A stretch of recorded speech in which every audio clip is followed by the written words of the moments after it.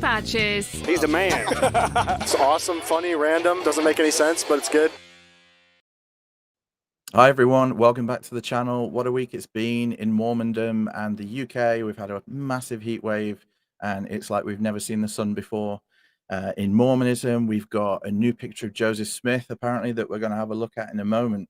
But also with us this evening here on the show, we have a unknown character who goes by the name of Mormon Flesh Wound, found on the lesser spotted TikTok.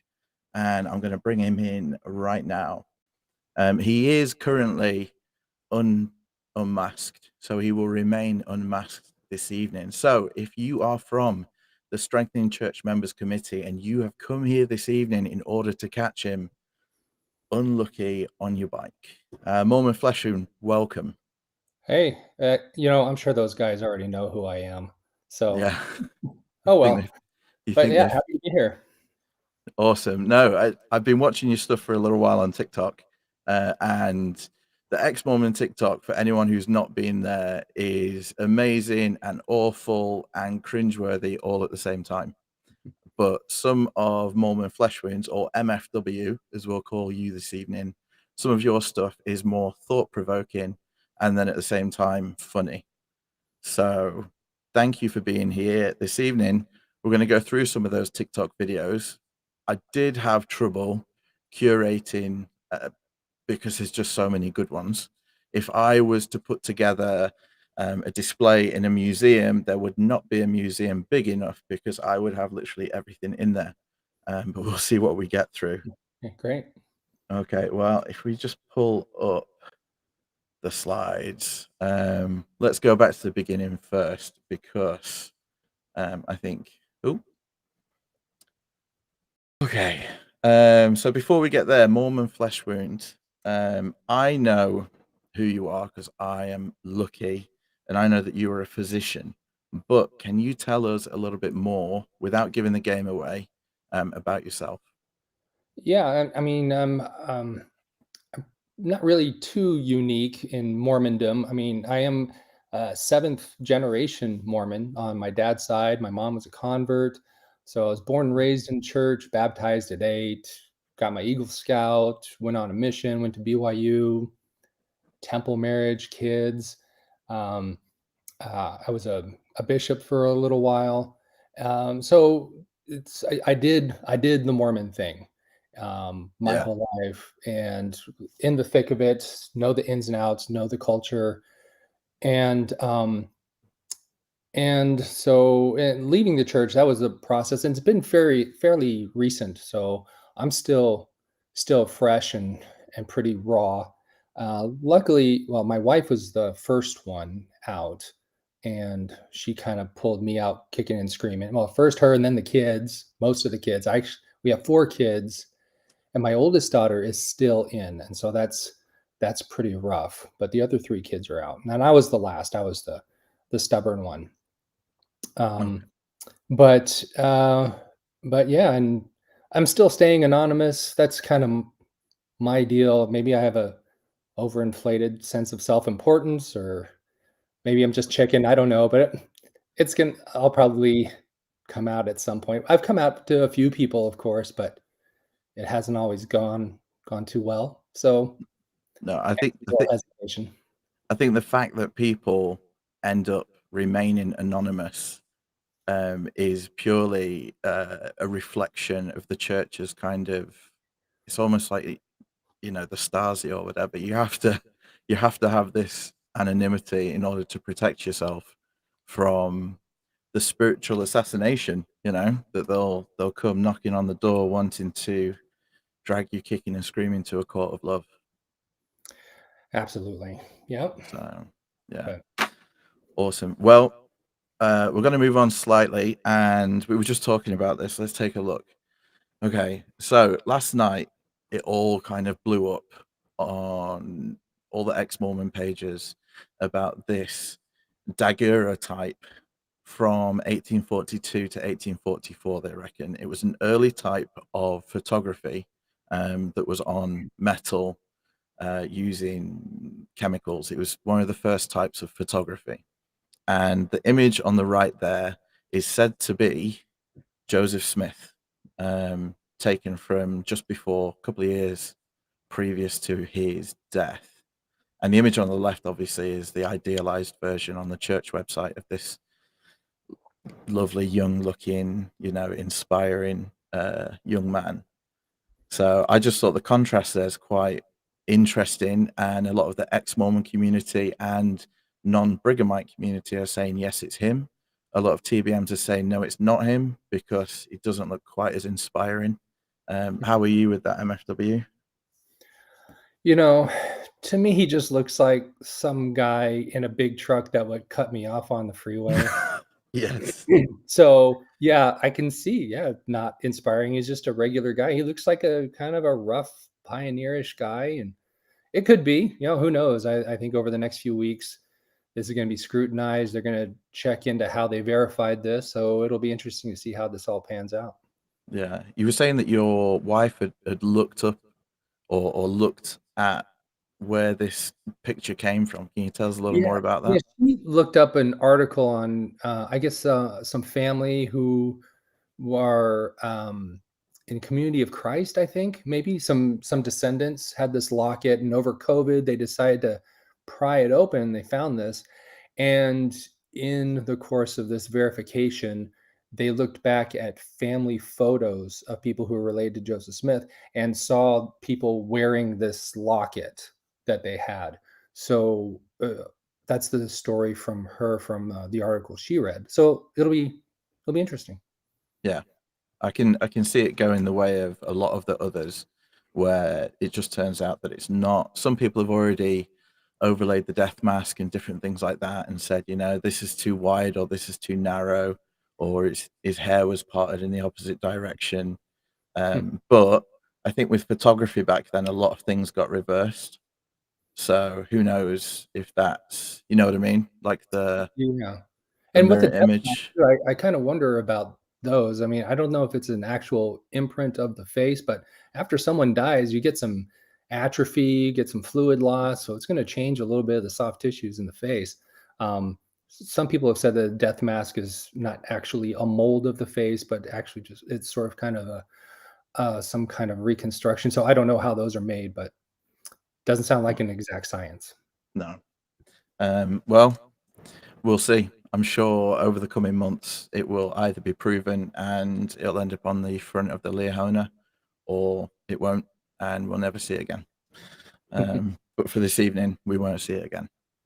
So before we move on to your TikTok videos, everyone who is watching out there in the world, we want to get 200 likes on this video, because that will help the YouTube algorithm realize that other ex-Mormons might want to watch this video, and it will suggest them to them. So Elisa Galen or Gallian, it looks like Jeffrey Epstein. People have already put it next to Jeffrey Epstein as if it was his grandfather. So you are not alone in that one. Okay, looking here on the left-hand side, we've got the logo for Mormon Flesh Wound. Can you take us through that? Yeah, my daughter actually drew this for me.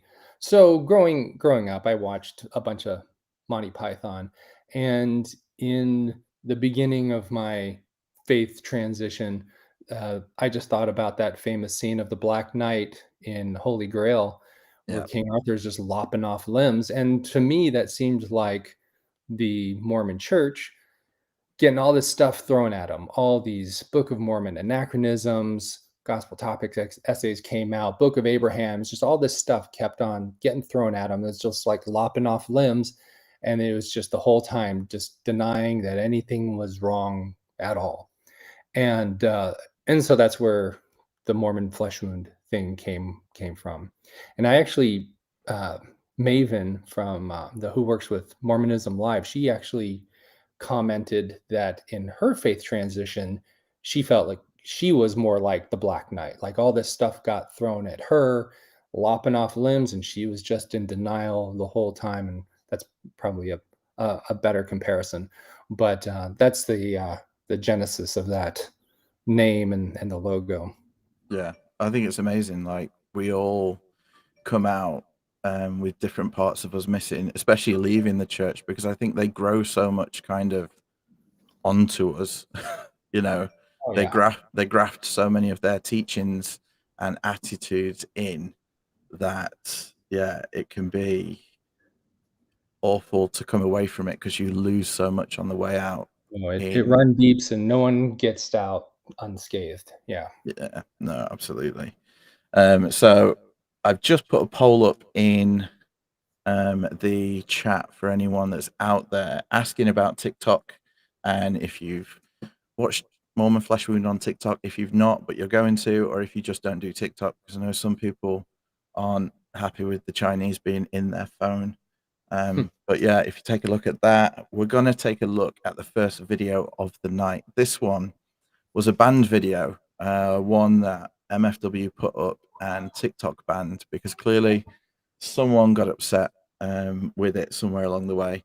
But what you'll see already is the analytical mind at work in the way that MFW kind of takes the church into some of its constituent parts and shows you quickly where they may have come from, because everything in life really is just a remix. Here we go. So the Mormon Church is not true. It claims to be Jesus's original church that has been restored to the earth, but that is absolutely false. The Mormon Church is more like a big buffet. It's a big mishmash of a bunch of different doctrines and philosophies thrown in all together. And here's some examples of some of the origins. For example, early Christian heresies, starting with the Gnostics. They believed in a special knowledge passed on from Jesus, kind of like the secret temple endowment. Novatus, apostates were never absolved, and kind of like Mormon outer darkness. Arianism, father and son, separate beings, not equal. Kailism, they believed in the literal 1,000-year reign of Jesus. They got some stuff from Catholicism, like papal infallibility. Pope Gregory VII in 1075 said this: "The Roman Church never erred, nor will it err for all eternity." But then you go on, and in 1773, Pope Clement XIV condemned the Jesuits, but then in 1814, Pope Pius VII favored the Jesuits. So some contradiction there. And you see that in the church. They claim infallibility. Like Wilford Woodruff said, "The Lord will never permit me or any other man who stands as president of this church to lead you astray." But over and over, there are all kinds of contradictions amongst the prophets, all the time contradicting each other in claiming to be basically infallible. All the stuff from Protestantism. The Puritans believed in a covenant relationship with God and the elect saints being blessed. Quakers received direct revelation from God, and they had a unique worship service where all the members can kind of come in and say what they want, like a Mormon testimony meeting. During the Radical Reformation, you see this concept of a great apostasy, and all these restored churches were popping up. And the revivalist movement, emphasizing this one-time emotional conversion with supernatural confirmations, and also emphasized Christ's imminent return. He's coming at any time. Then there's the big occult influence, like seer stones and talismans and fortune telling, strong occult things. The Masons. You can go on and on about the influence of the Masons in Mormonism. Then there's the American ultra-conservatism, talking about the inferiority of dark-skinned people, opposition to equal rights, even gardening. That was a sign of U.S. patriotism in the 1940s, but all of these things were passed off as revelation. So yes, it's not the original church. They want to say that they are more like this, Jesus' original church, when in actuality, the Mormon church is more like this. So the Mormon church. Wow. That last image, let me just try and get back to that last image that you put together. Yeah. And this is where I can kind of put in a disclaimer. I am not a historian. I'm not a psychologist. I'm not a biblical scholar. I don't have any credentials at all. The only thing I can do is use Google. And this was, a lot of this, I just looked up, and even this picture, I just got this off of Google and then threw some words on it. But I just had to throw that out there that And I welcome any kind of questioning. People that want to fact check, I'm very much open to it. I want to know if I'm wrong about anything. I don't want to put any false information out there. But yeah, with this video, I don't know why it was banned. It may have been, yeah, some TVM didn't like it, but for me, yeah, looking back at the church and looking back and reading my scriptures, it's the LDS Church is very obviously, for the most part, 18th century American Protestantism Yeah. for the vast majority of it, mixed in with all this other fun stuff too. Yeah. Yeah. You know, I was reading this week, who gave it to me? I remember him. Doug Vincent sent me some information this week, and I can't remember the exact quote. If anyone wants to push me on it, I will find it and send it to you. But it was basically that the Methodists did the second anointing before Joseph did. Interesting. And that it wasn't called the second anointing, it was called the second blessing. But it didn't have all the Masonic stuff, but the idea was the same. You've made it, if you know what I mean. You get the second blessing, and you've made it in this life. And I think it went to something called perfectionism. But yeah, it's just crazy how it can be taken apart into its basic parts. Oh yeah, and And yeah, especially that whole revivalist thing in the US where they relied on a one-time emotional spiritual conversion experience. And that's what we taught as missionaries. Go out and pray about it and have that one-time conversion experience and boom, it's true. And yeah, actually my wife and I were talking about that.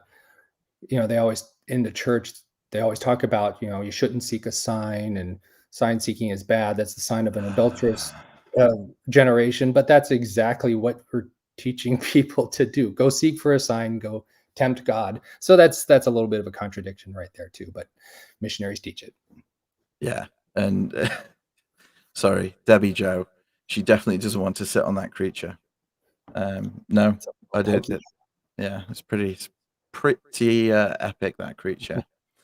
Okay, so we're going to look now. This is one of your most popular videos with over 100,000 views on it, and I think everyone will see why. So we're going to go through quite I guess, a logical um, route through this show, and we're going to start with the leadership and the church, and then we're going to move on to some of the teachings and some of the money and different things, because as you've already seen in that first video, MFW does a really good job of putting things in black and white so that we can see it, and yeah, it's just there. You can make up your own mind. So let's see what he had to say about the Mormon leadership and their biographies. And there is When I one decided mistake the in this LDS church was video. I'll really let you just know. Oh, my apologies. Let's hear it. No, no, it's we can wait till after. But I just wanted to let you know there is one mistake, and maybe someone will catch it. But just wanted to Okay. point Okay. when I decided the LDS church was really just a business, I decided to take a closer look at the leadership. I looked through all the bios of all the US born upper level general authorities.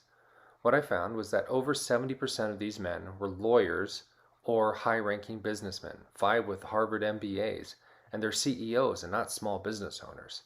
I also found 6 physicians, 3 educators, but 0 theologians, scriptorians, historians, 0 psychologists, counselors, or sociologists, but there was 1 professional football player. Also, there's a bit of nepotism I won't go too much into, but I found that Elder Rasband and Elder Holland both have sons in the first quorum of the 70. Now, does this look like a church concerned for the world's spiritual well-being? The Mormon general authorities really are just managers of a business empire. Okay. Yeah, I totally agree with you. Are you going to tell us the mistake? Did So anyone yeah, spot it? when I talked about nepotism, so Holland has a son who's in the first quorum, but Razban doesn't. So, but there is a Razban in there, so he is related somehow. I don't remember how someone commented. I think it was like maybe a nephew or something like that. Or so he's not a son, but still, we can talk about the nepotism later. A lot of people have talked about nepotism in church leadership, but that was one thing. I'll be the first to admit I made a mistake on that. But the rest of it is completely true. I actually, I was leaving, I left the church and I didn't have anything to do. I didn't have a calling anymore. I was executive When I secretary, decided the so that LDS freed Church was up a really lot of time.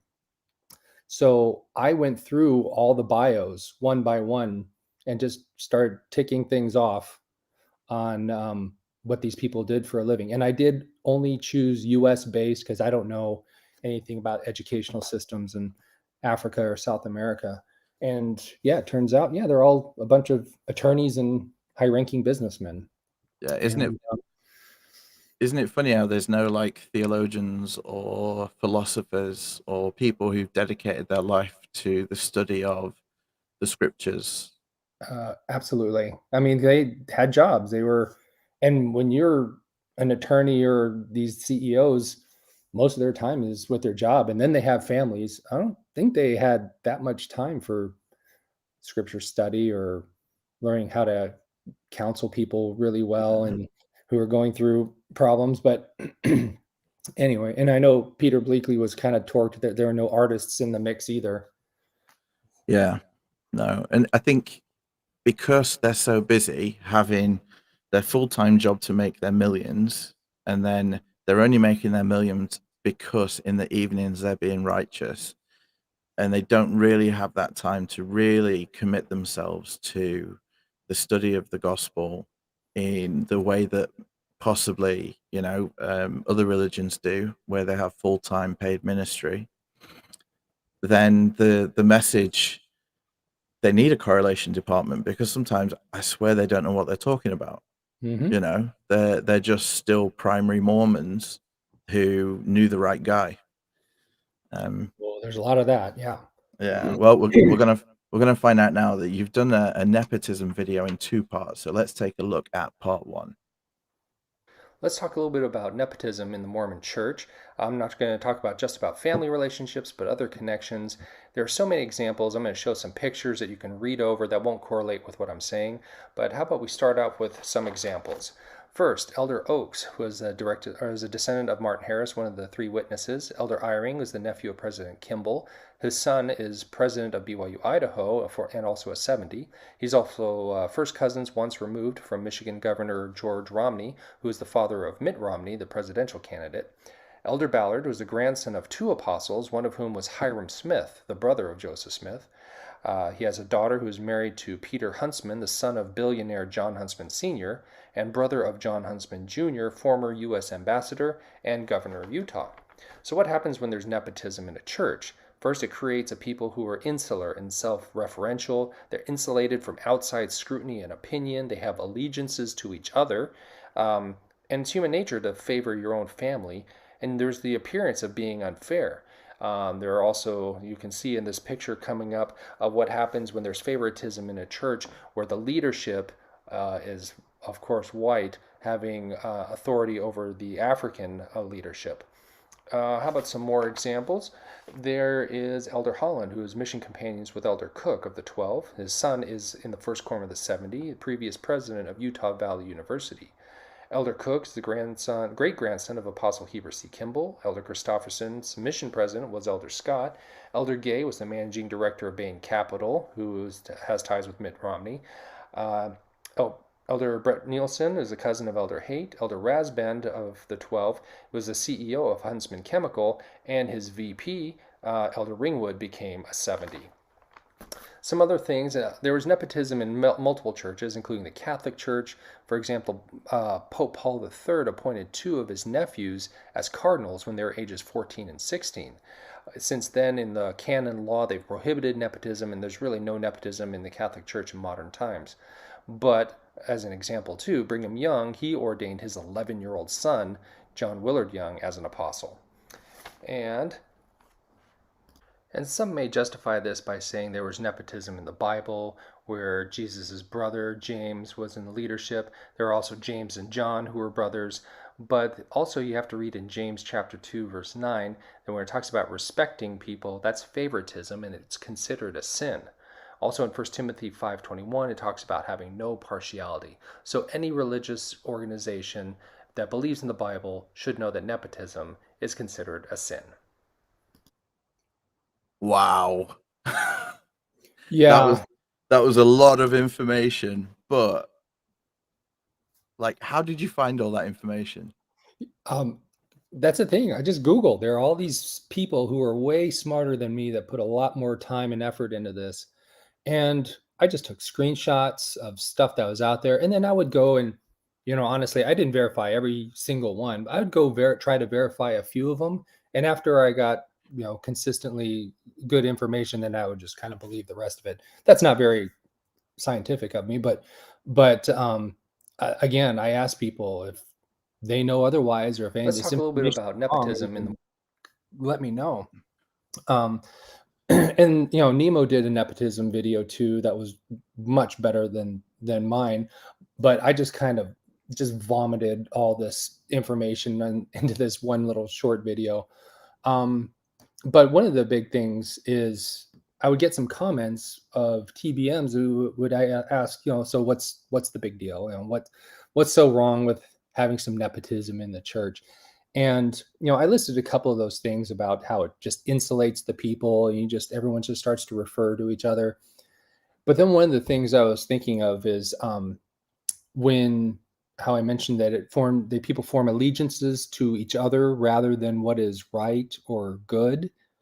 And the first thing that came to my mind was all the problems with hiding sexual abuse in the LDS church. Yeah. And when you have a bunch of people, a bunch of leadership that is they're more loyal to each other rather than a victim or a problem, then yeah, you can see why this would be fertile ground for problems like that. Yeah. Yeah. And I think it's a boys' club. It's not what you know, it's who you know, and yeah, who saw you in what light. I think that a lot of the time, you can rise in the ranks as long as you keep the shiny exterior shiny, and you're in the right place at the right time. You know, Oh if you, yeah. if you want to rise in the church, go, move to the Utah Valley and start dating a general authority's like niece or something like that, and go to family dinners, be the cookie cutter return missionary, and you'll get there. And you can rise in the ranks. Yeah, and because it's not just family. Like one example I have was Elder Razband was, I think, president, CEO of Huntsman Chemical, and one of his vice presidents was Elder Ringwood, and he is now a 70. So just stuff like that. Yeah. Well, Tom Trails makes a good point here. He says, righteous pre-existent spirits are born into families of righteous pre-existent spirits. Um, that's why they choose their own family, because their own family are the most righteous in the pre-existence, And which is that's just twisted. horrible. And so, I mean, that almost says there are no righteous pre-existent spirits that were born into Africa or South America or Asia. Well, no, Spencer W. Kimball, didn't he say that they were the disobedient spirits or the less valiant spirits? There you go. So they can't be church leaders. Yeah, and the church would never accept that now, but they still do it. It's It's like still in black we're, and white. we're not polygamous, but we've all got several eternal wives. So yeah, it's Ugh. double speak, double Yeah. speak. Yeah. Okay, let's see part 2 of nepotism.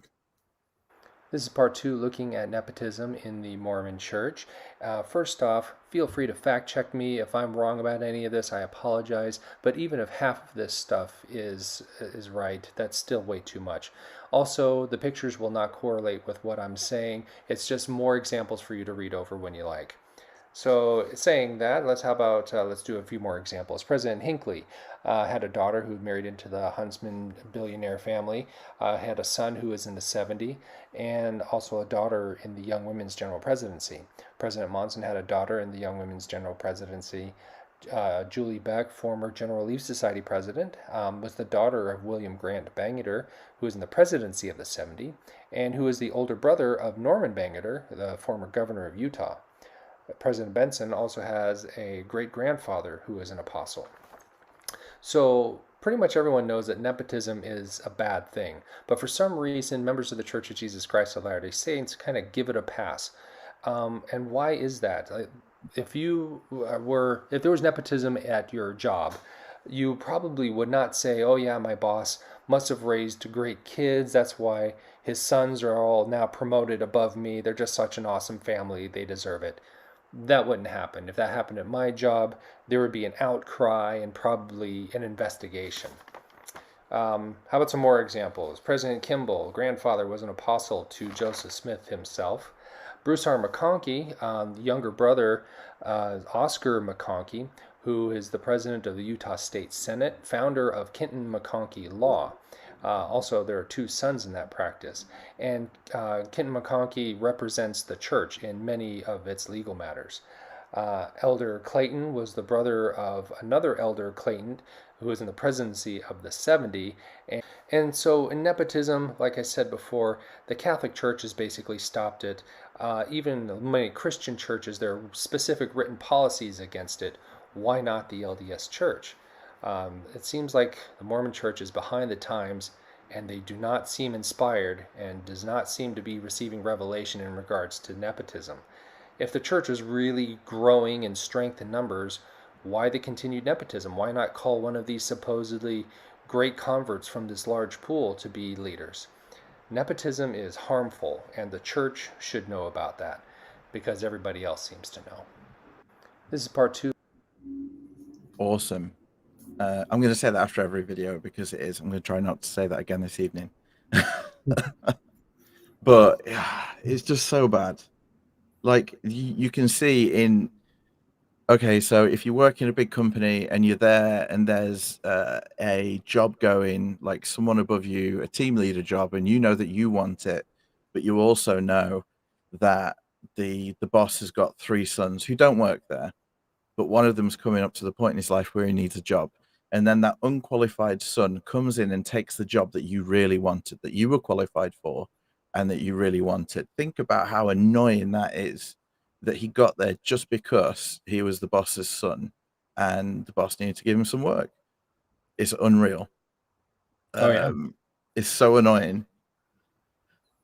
And people get in trouble. I've read stories from like some Christian churches where I think it's one of like the minister's son who worked there had a problem with like internet porn or something like that, but he just got basically a slap on the wrist, but was able to still keep his job. And so there was a big uproar amongst the congregation because it's harmful. It screws up your priorities, and and it's alive and well in Mormonism. Yeah, I think the other problem that you touched on earlier with the abuse and different things is that if we idolize these families, if we idolize President Nelson's family as being all the most righteous ones, because he's, if you go by the system of the most righteous are sent to the most righteous, then all of his children must be the most righteous. And then when the news comes out that his daughter and husband have a case against him in Idaho for child abuse or something like that, Mhm. it's kind of the church will try and push that down because of the PR, and they'll try and defend the indefensible sometimes. Or So start a worldwide social media fast that week. is that what they did? Yeah, supposedly there's that rumor when something was going on with, I think, President Nelson's daughter, and it was in the news that week, and that's the same time where he called for social media fast. Oh, of course he did. So Such a I cool don't guy. know. Is it causation versus just Oh, yeah. association? I don't know. Who knows? Okay. Let's take a look. Right, this one blew me away because I've never heard this argument or point made before about the apostles. So let's hear it.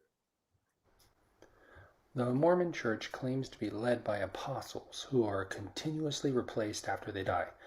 Mormonism claims this is the restored original church established by Jesus with the very same organization. But is that really how the early church was led? To be one of the original 12 apostles, they had to have been with Jesus from the beginning and stayed faithful to him. That's how Matthias was chosen after Judas died. The apostles chose bishops to lead the various churches. Lists of those bishops and their successors are well documented for over 2,000 years. But what's not in all that record keeping of early Christianity? Apostles.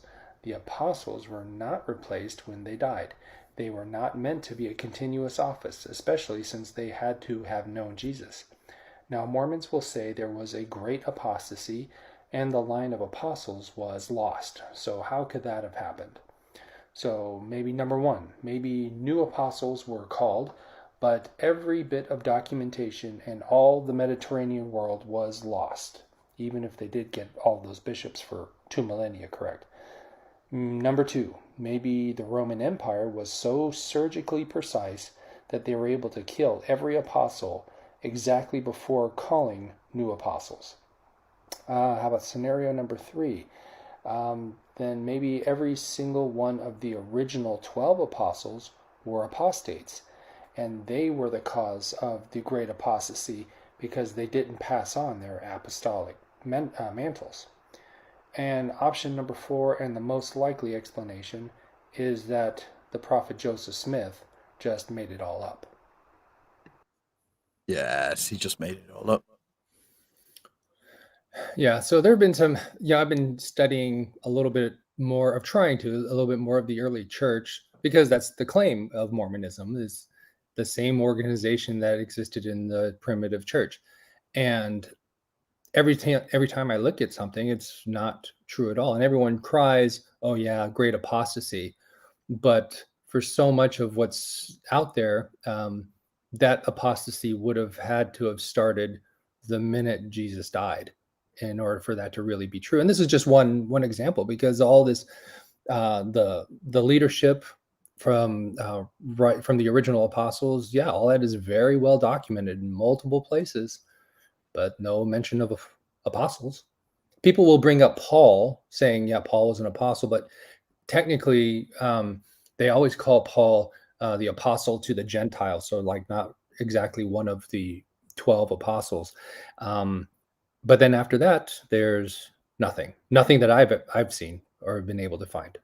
Yeah, I guess as a missionary teaching the apostasy, the way that I'd have gone with it would have been that, oh, they all just died at once, and then that was it. Nothing else happened. You know, the Catholic Church, well, they came along later. You know, but as you've shown, there is a succession going on all the way through, and yeah, it's Mhm. it's an interesting argument that the apostles could only be apostles if they were with Jesus in his life.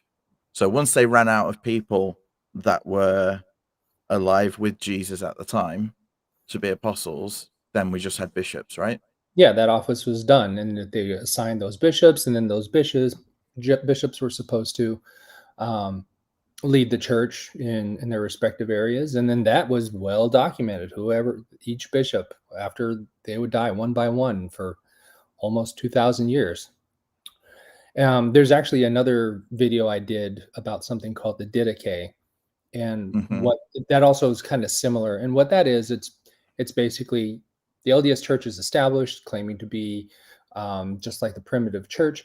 But then in the 1870s, I think they found this document, the Didache, which is almost like a handbook for how the early church was run, and it is dated to the very first century AD, and it is nothing like the LDS Church. They have the prayers for how they do communion or the sacrament, nothing like it.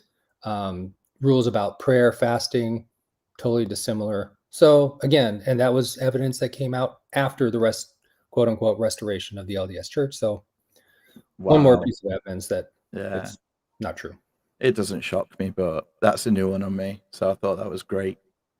Now, the Let's take a Mormon look. Church claims to Oh, be led by not a at that one again. Technology. Okay, the narcissistic Mormon church. This one, I've heard it before, but it's explained here really well. If anyone has ever been in a relationship with a narcissist, then you will recognize this as being, yeah, the church down to a T. I'd like to talk about how being in the Mormon Church is being in a relationship with a narcissist. Right off the bat, I'm no psychologist, but I've been using as a resource Dr. Les Carter, and you can see him on YouTube and his TikTok videos.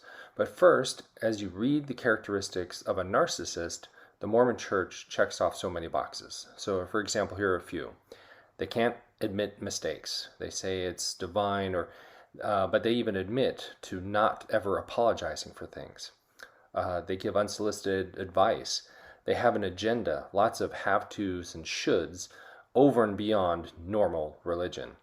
Narcissists will nurse idolized fantasies and associate with the best people, like people with pioneer heritage and professional athletes, successful, the rich. They're all bragged about. Narcissists are willing to lie and keep secrets. We see that over and over in the church. There are veiled threats, and sometimes there are overt threats, like, where will you go? There are extremes in money management. They'll fire all the janitors and make members clean the chapels when they're worth more than Walmart. Narcissists have a poor comprehension of love and do love bombing all the time. Mormons are notorious for going all out with love bombing, with cookies and invitations, etc. And also, they have no respect for boundaries. Mm-hmm. So some of us are victims of narcissists in the form of the Mormon Church, but it's much worse. Being raised and taught by narcissists, two things happened. I took on narcissist traits myself, and number two, interacting with the narcissist church had a negative impact on my psychological and emotional well-being. So people who deal with narcissists can develop a number of things. Number one, you become a reactor. In resisting the narcissist, we become unhealthy. That assertiveness gives way to unhealthy anger and unregulated anger. Defensiveness is triggered too often. Also, we still validate ourselves according to their grading system. And lastly, as we appeased the narcissists, we erased good boundaries ourselves. Does this sound familiar? This is what happens to so many who deal with narcissists and who have relationships with narcissists, like the church. I see it in myself and so many in the ex-Mormon community. There's a reason why those who leave can't leave it alone. Many of us are leaving a narcissistic church, narcissistic leaders, and even family and friends. To really leave Mormonism, I know I have to rid myself of the narcissism I was taught and the narcissism I reacted to. Then I'll be free. Wish me luck. Good luck. It's just painful. And that's one of that was one of the many big realizations I had leaving the church is, it's easy to call the Mormon church a big narcissist and point the finger and say, yeah, that's you. But when you're knee deep in Mormonism, I can only speak for me. I took on some of those characteristics. I got big headed, very much narcissistic, but then, this is all just kind of reading and listening to this guy's podcasts and reading some additional articles. But the other big surprising thing is just having to deal with a narcissist and developing those reactions and coping mechanisms, like being that reactor. Like, we form this pattern of reacting to a narcissist, and that doesn't go away when the narcissist disappears. That's still hardwired. And so it's not just getting rid of the narcissist, but it's getting rid of the narcissist in ourselves and how we reacted. And that is rough. Yeah. And I think one thing that you mentioned there that kind of stuck out to me was the boundaries thing. And not just the love bombing, which just goes over so many boundaries anyway when you get somewhere new and they just show up. I remember moving house to somewhere like 200 miles away. We pulled up in the vans, and on the front lawn of the house, it was great. There was like 30 people there to help us unload. But then there were 30 people I'd never met in my life just walking through my new house with all of my belongings and just kind of breaking things and being really nosy about the new members in the ward. And it was really weird. And there were so many boundaries that just weren't even there because, well, we're just showing love and this is how we do it. Well, and another example that I've heard multiple times is you'll have a family who hasn't gone to church in a while, doesn't plan on going to church, and then you get the primary president showing up and say, "Hey, your daughter's about to turn 8. We want to come in and give her a Book of Mormon and bring her to Yeah. primary." And then if you flip that around and say, "Hey, I'm coming over to the primary president's house, and I'm going to give her 12-year-old son the CES letter. Just wanted to drop this by and let Yep. you know." I mean, it's just overstepping those boundaries. It's Yeah. especially when you flip it around, you see how ridiculous it is. Well, that's the thing. And I'm sure many ex-Mormons have this exact problem. It's the dreaded family chat, whether it's like a WhatsApp page or Facebook Messenger. A lot of families have this kind of chat function where everyone can just talk or share their news, and it just goes to everyone.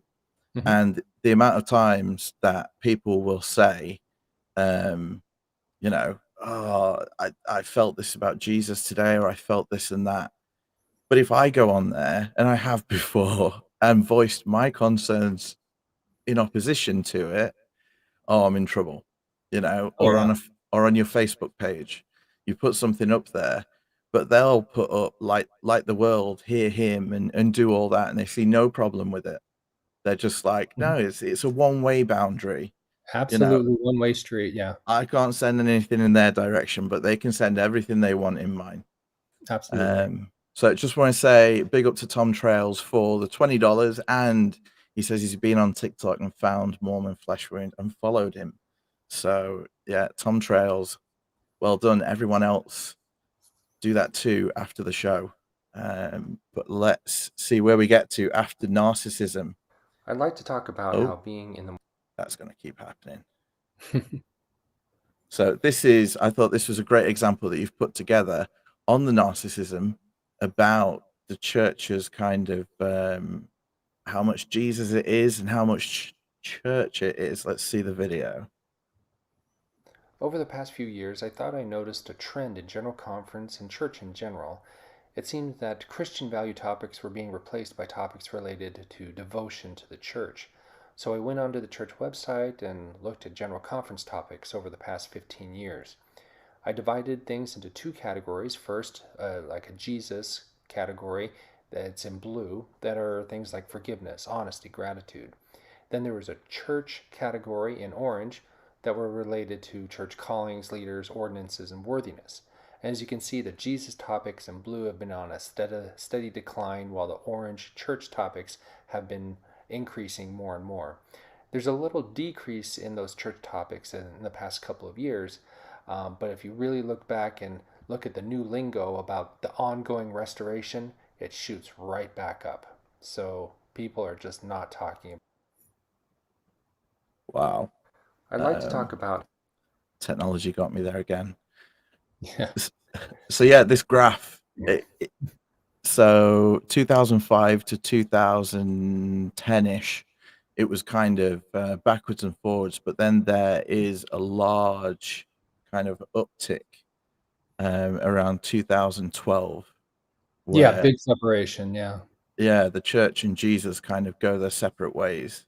And I think President Nelson is trying to bring that back, but the problem with that is if all you need is Jesus, why do you need the church? Yeah, and that was one of the things when I was looking at the data, and you look at the orange line towards the end where there's that dip down, Hmm. and that is right around when President Nelson took over.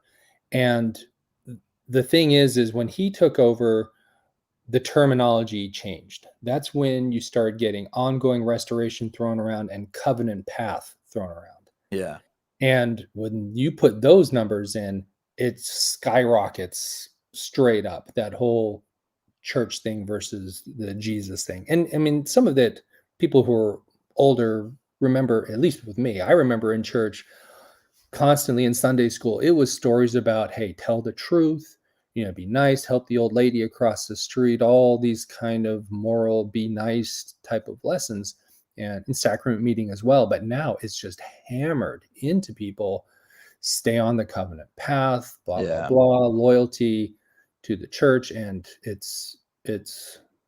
maddening.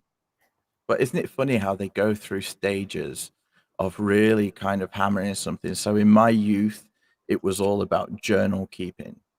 You Yeah. know, we're a record keeping people. Keep your journals, keep your journals. And then obviously when some of those youth grew up to be GAs, the journals weren't very helpful. So we don't talk about journals anymore. But I remember you'd always be given one of them blue journals. Have I got one here? Yeah, one of these Yeah. standard Mormon blue journal. Oh, yeah. And, you know, I'd fill it.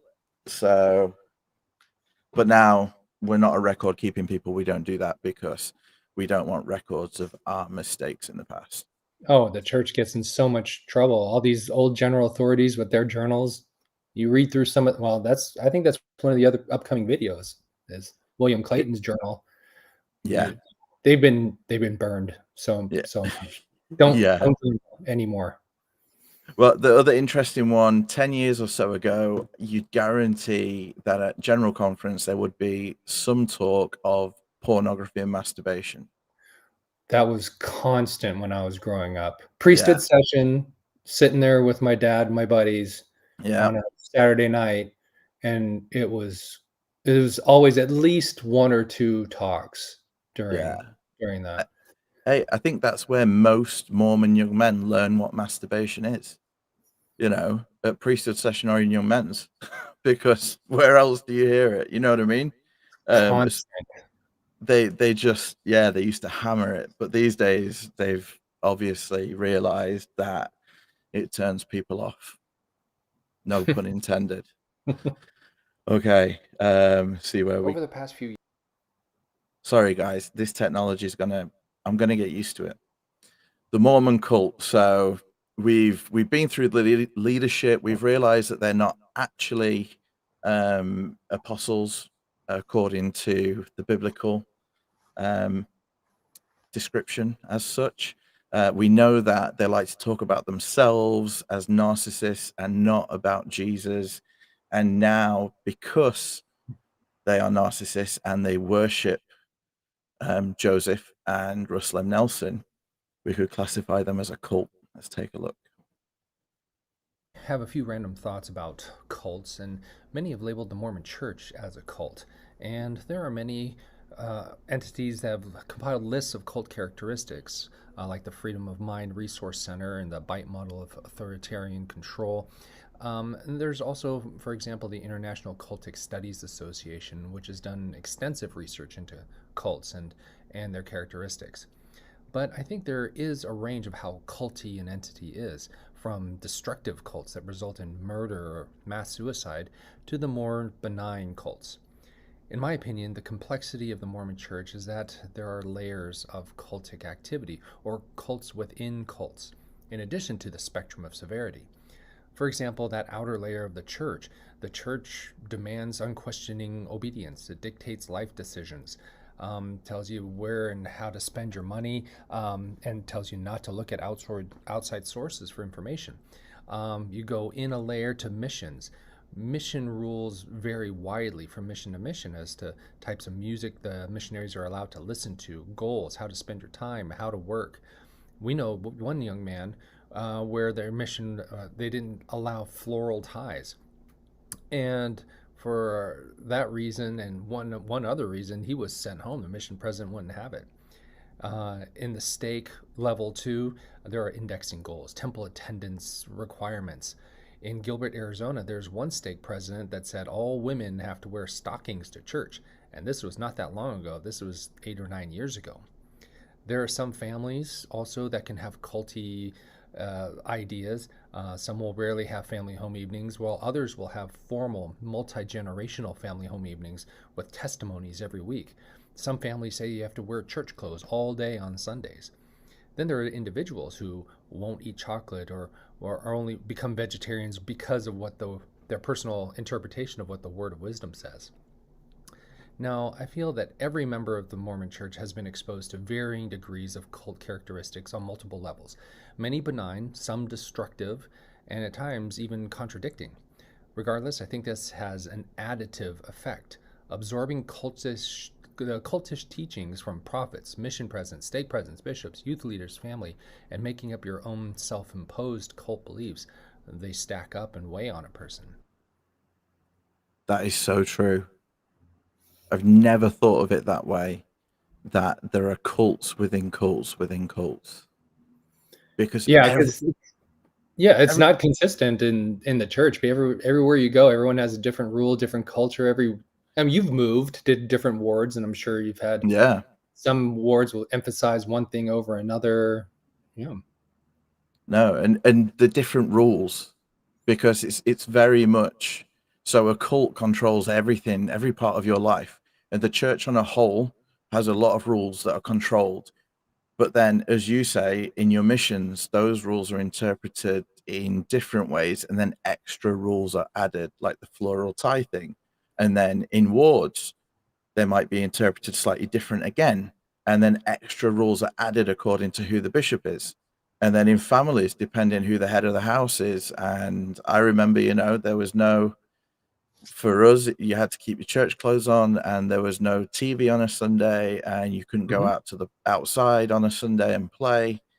But then my friend in primary, he watched TV all Sunday in his pajamas, and yeah, the only difference was he went to church in the morning. So yeah, that's crazy. And some people asked, I mentioned that missionary who got sent home for the floral tie, and there's I mentioned one other thing. The other thing was he had some mild scoliosis, so he had to wear his backpack a little differently and put it over, I think, just one shoulder instead of two or something Oh my like that. gosh. And that was the other rule he broke.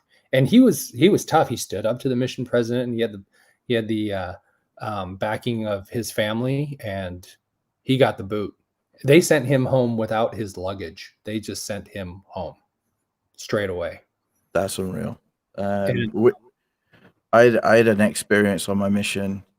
So for people that have watched the show before, they'll know that Sister PD and me have been together since I was 16. And she gave me like a Joseph Smith ring, the one that had like the oval on it, that Joseph Smith apparently wore. It was a replica. And I wore that as a missionary, and I used to wear it on my wedding finger, which, it was just where I wore it. But then there was a general authority coming to visit the mission, and I was his zone leader. We were in this meeting, and we had to meet with, it was Elders Week, we had to meet with him first, with the mission president and all the zone leaders. And I was sat next to him. He was just sat to my left here at the head of the table. And I'd moved the ring because I thought, I don't want him commenting on it. So I was a bit self-conscious. So I'd moved it to my thumb. Oh my gosh, that was even worse. He started listing things that he wasn't happy with. One of them, he's like, why elders shouldn't be wearing thumb rings. And I'm like, dude. And then he's like, and all of your ties, the fashion at the time was to have a really big Windsor knot.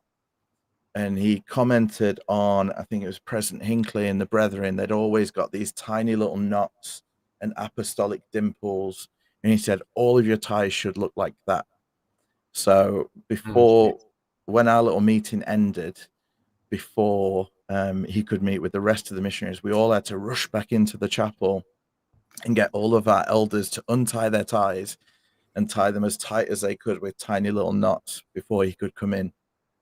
And you're like, man, that's just stupid.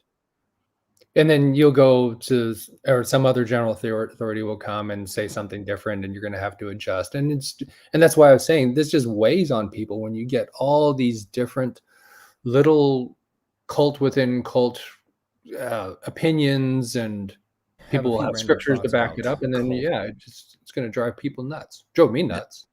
Yeah, no, it is. It's total BS. Let's take a look at Mormon Cult Part 2. Then there's a matter of escaping and overcoming these multiple layers of cult practices. Sometimes maybe that first step is getting over the doctrine, and then they have to break out of that church and the lifestyle. Then they have to kind of get over family and friends, maybe jobs, but then ultimately getting over that psychological and the mindset of the cult. Some levels are easier to escape than others, but for the most part, all ex-Mormons or anyone leaving a cult or cult-like organization will have to pass through this or a similar multi-level jailbreak to freedom. And this cultish thinking runs deep and affects your very anatomy and physiology. Neural pathways are changed. So for many who leave, those pathways are still intact and take time to rewire. Many families and family members and friends who remain are still hardwired with a cult brain, so communication can be difficult. An interesting side note, proposed legislation against brainwashing has been entertained in Italy and the US, and many psychologists are in favor of this.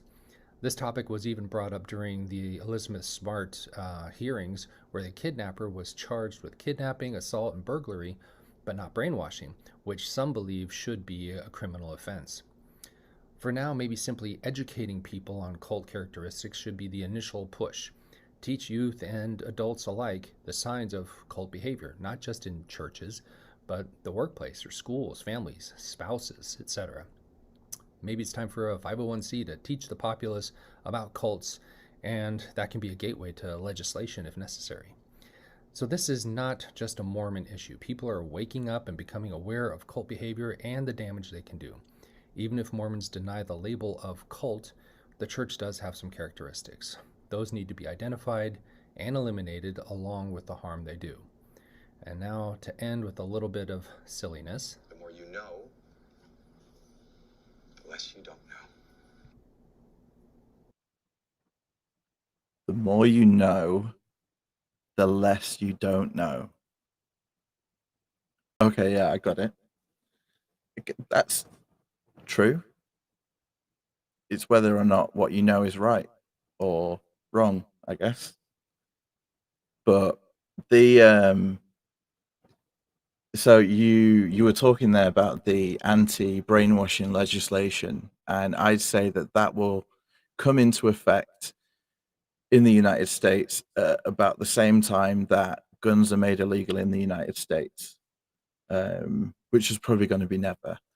But like, everyone looks from the inside of their own cult or religion, and they look at everyone else's and laugh and say, "Oh, look at you, you know, what's going on?" But when it comes to looking at their own and using the same critical thinking, so if a family member came to you and said they were going to join the Jehovah's Witnesses, I'm sure a lot of Mormons would sit there and come up with all different reasons why the Jehovah's Witnesses were bad and all different reasons why they shouldn't join and bad things that happened in the past, but they'd never actually turn that same kind of critical thinking on their own religion and what they use in order to, you know, live their life. So yeah, is what it is. Okay, let's take a look at the next. Then there's a matter of escaping and every time. Mormon's not Christian. So I had a conversation with a TBM family member about this, and he basically said, "It's literally in the name of the church, Jesus Christ." And I was like, "No, you don't get me. Like, there's Christian, and let's say there's Mormon Christian, and they're two very different things." Let's take a look. Yeah. The Mormon Church is not Christian because it reversed many of the things Jesus taught, implemented, and fulfilled. To illustrate, Jesus turned water to wine, then he used wine to implement the communion or sacrament. The Mormon sacrament started with wine, then later changed to water.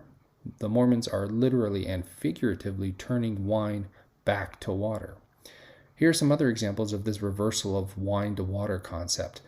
When Jesus died, the veil of the temple was rent, representing the barrier between man and God being destroyed. The Mormons brought the veil back in the temple, even inventing requirements to get to the veil, essentially saying you have to go through the Mormons to get to God. Related to the temple, Mormons teach that Jesus fulfilled the old law, so things that represented him in the Old Testament were done away with, like animal sacrifices. But how about all those other things? The temple itself represented God, but Jesus fulfilled the law. And the New Testament says, "Ye are the temple." Temples are no longer needed, but the Mormons brought the temple back. Similarly, the high priest represented the Messiah to come. Jesus came, so that was fulfilled. But the Mormons brought high priests back too. Wine back to water. The cross was raised as a symbol of Christianity, but Mormonism banned the cross. Strict dietary restrictions were done away with in the New Testament, but brought back by the word of wisdom, totally ignoring Matthew 15. That's wine to water, literally, there. The old law was more works-based, with hundreds of laws and rituals. Jesus fulfilled it and taught grace. The Mormons reinstated that legalistic view and kind of squirm when grace is mentioned. That is wine back to water.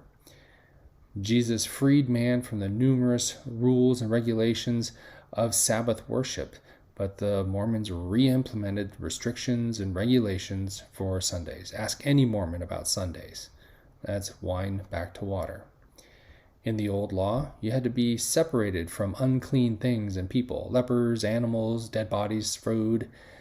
Peter received a revelation that all were accepted, but Mormons reinstated that separation from apostates and unclean things. Wine is used for the blood of Jesus, but even in Mormon scripture, the waters are ruled by the devil. If that's the case, why have the Mormons literally and figuratively rejected the wine and returned back to water? Good question. Yeah. So, and just as another aside, very easily, half the stuff that I come up with comes from my wife. I'll just put that out right now. We'll have discussions, and she comes up with all kinds of great points. It reads and investigates, and I just, oh yeah, that's great. And so then I'll just make a video. So she is my Exmo muse for a lot of this stuff. But this was something that really bugged me, even as a TBM. Just my questioning, for years, how come the church does this? Why aren't they doing this? And reading the scriptures, and when you have the veil of Mormonism lifted, you're able to see a little more clearly. Yeah. Well, I always thought it was because this was the fullness of times. So we needed all of the gospel. But then you make a good point that if we're taking parts like the physical temple and a law of health and different things, and we're having literally just everything all in one dispensation, we're having the fullness, everything, then why can you get garments in polycotton, mixing your cottons and your polyesters? Why have we only bought back choice bits and not all of it if it's supposed to be the fullness of time? Well, even just that part where, you're always taught Jesus came to fulfill the law, but in Mormonism, only parts of those things do we say, that's why we don't do animal sacrifices anymore. But the temple and the high priest, that's supposed to be part of it too, but they just kind of ignore that part because it doesn't fit. The Mormon church is not Christian because it reversed. The other thing too about your friend saying, well, it says in the very name, Jesus Christ, in the name of the church. If you bought a Louis Vuitton handbag off the street, it says Louis Vuitton. That doesn't make it real and authentic. Yeah. So you can argue that until you're blue in the face. Yeah. Well, let's take a look at part 2 of the Mormons Aren't Christian, because here, we go, or you go a little bit deeper into how the temple maybe precludes people from being quite so Christian. I want to talk about one big reason why Mormons aren't Christian. The biggest thing is that Mormon doctrine states that Christians are of the devil. During Joseph Smith's first vision, Jesus himself told him that all their creeds were an abomination in his sight. In the Book of Mormon, it also says there are only two churches, the Church of God and the Church of the Devil. In the temple, Mormons are required to participate in a secret ceremony in a temple in order to attain the highest level of heaven. One part is a video or live reenactment of the creation and fall of Adam and Eve, including an interaction between Adam and Satan. I'll now go over this interaction between Adam and Lucifer. Adam starts off, "Oh God, hear the words of my mouth," praying to God. "I hear you. What is it you want?" "Who are you?" "I am the God of this world." "You, the God of this world?" "Yes, what do you want?" "I am looking for messengers." "Oh, you want someone to preach to you? You want religion, do you? I will have preachers here presently." Lucifer turns his head to a minister and says, "Good morning, sir." Good morning. The minister then looks at the congregation, looking into the camera, and says, a fine congregation. Yes, they are very good people. They are concerned about religion. Are you a preacher? I am. Have you been to college and received training for the ministry? Certainly. A man cannot preach unless he has been trained for the ministry. Do you preach the Orthodox religion? Yes, that is what I preach. If you will preach your Orthodox religion to these people and convert them, I will pay you well. I will do my best. Satan then turns to Adam and says, here is a man who desires religion. He is very much exercised and seems to be sincere. I understand you are requiring after religion. I was calling upon Father. I am glad to know you are calling upon Father. Do you believe in a God who is without body, parts, or passions, who sits on the top of a topless throne, whose center is everywhere and whose circumference is nowhere, who fills the universe and yet is so small that he can dwell in your heart, who is surrounded by myriads of beings who have been saved by grace, not for any act of theirs, but by his good pleasure? Do you believe in such a great being? I do not. I cannot comprehend such a being. That is the beauty of it. Perhaps you do not believe in a devil, and in the great hell, the bottomless pit, where there is a lake of fire and brimstone, in which the wicked are cast, and where they are continually burning, but none ever consumed. I do not believe in such a place. My dear friend, I am sorry for you. Then the devil adds, I am sorry, very, very sorry. So this interaction was removed from the temple ceremony in 1990, but it shows the core Mormon doctrine that Christians are all in cahoots with the devil. And if you bring this up to a Mormon, they'll deny it, saying, oh no, Christians just don't have the whole truth like we do. And some Mormons think that they are the only true Christians. Wow. Ugh, you cringe. But that's triggering. But this is the only place that I've ever heard the dialogue to that part of the temple that they took out with the Christian minister. Yeah. And they totally set him up as the devil's like little puppet. Yep, he's his little minion. And you can see the anti-Christian like rhetoric. Now, before we move on, Father Vampire, I want to address this point. What is real or authentic Christianity? MFW, what do you think it is? That's probably a whole nother argument that goes back thousands of years, and it's a very individual journey. And I'll tell people right now, I am still theistic.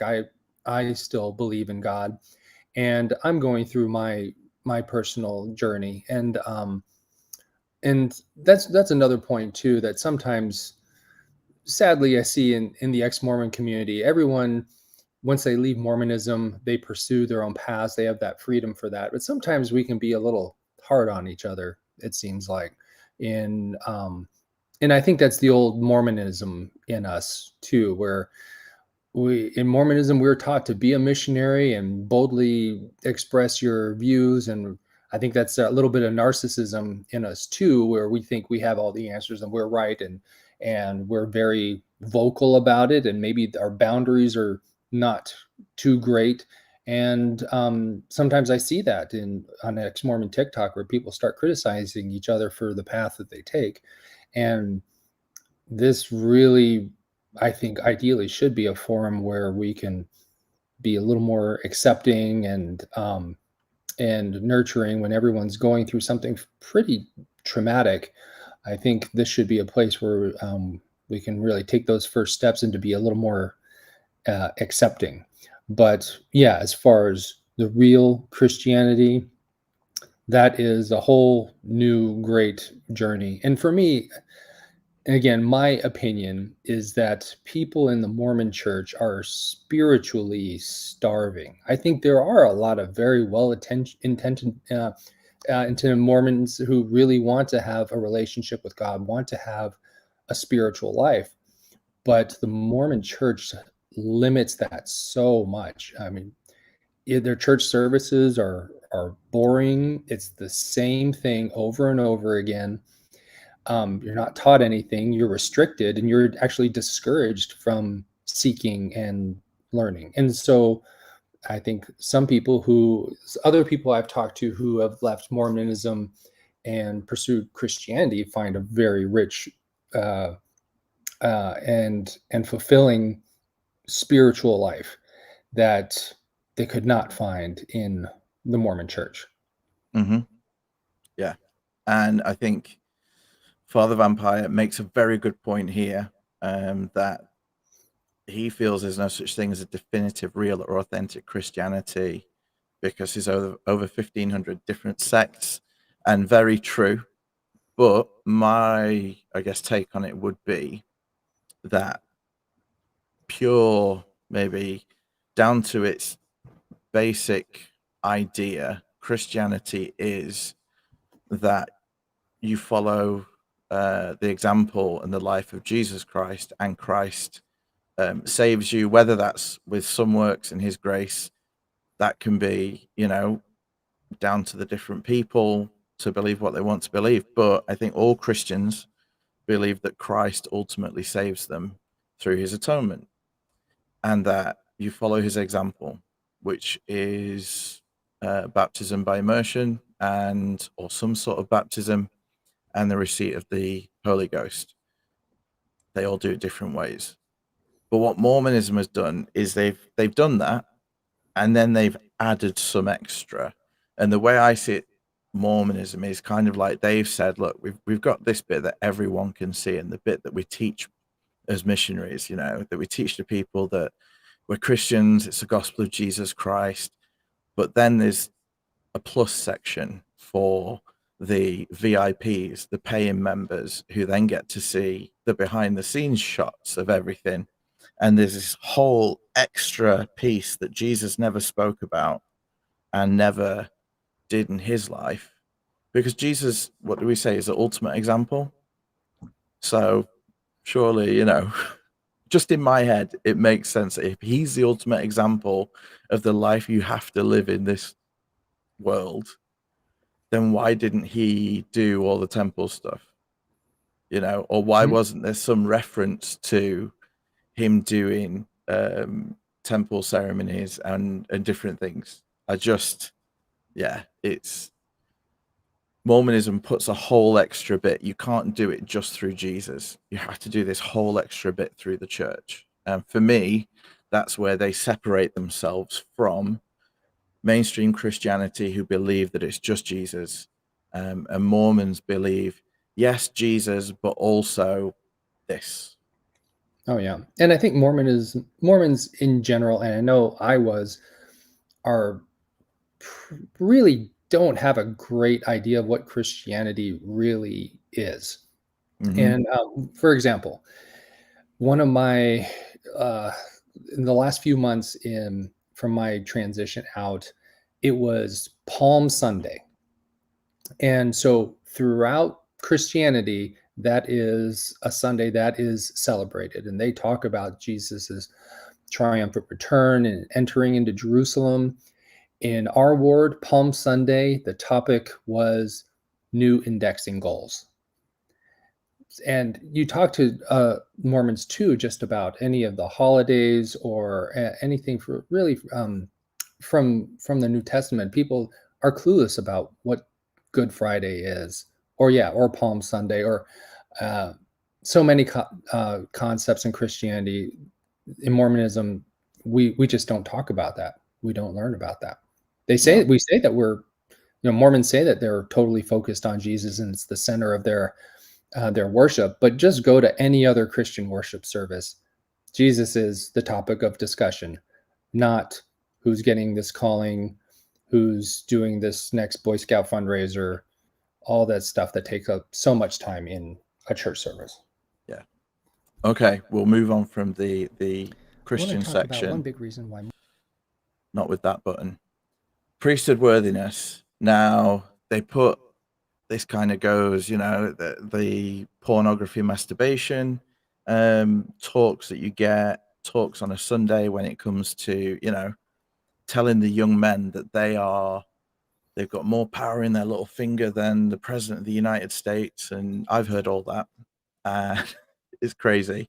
Or something that used to annoy me was part member families where the dad isn't a member or is a less active member, and then preaching to the 11, 12-year-old, the deacon, that he's the patriarch in the home and that he needs to, you know, live up to that and act as such.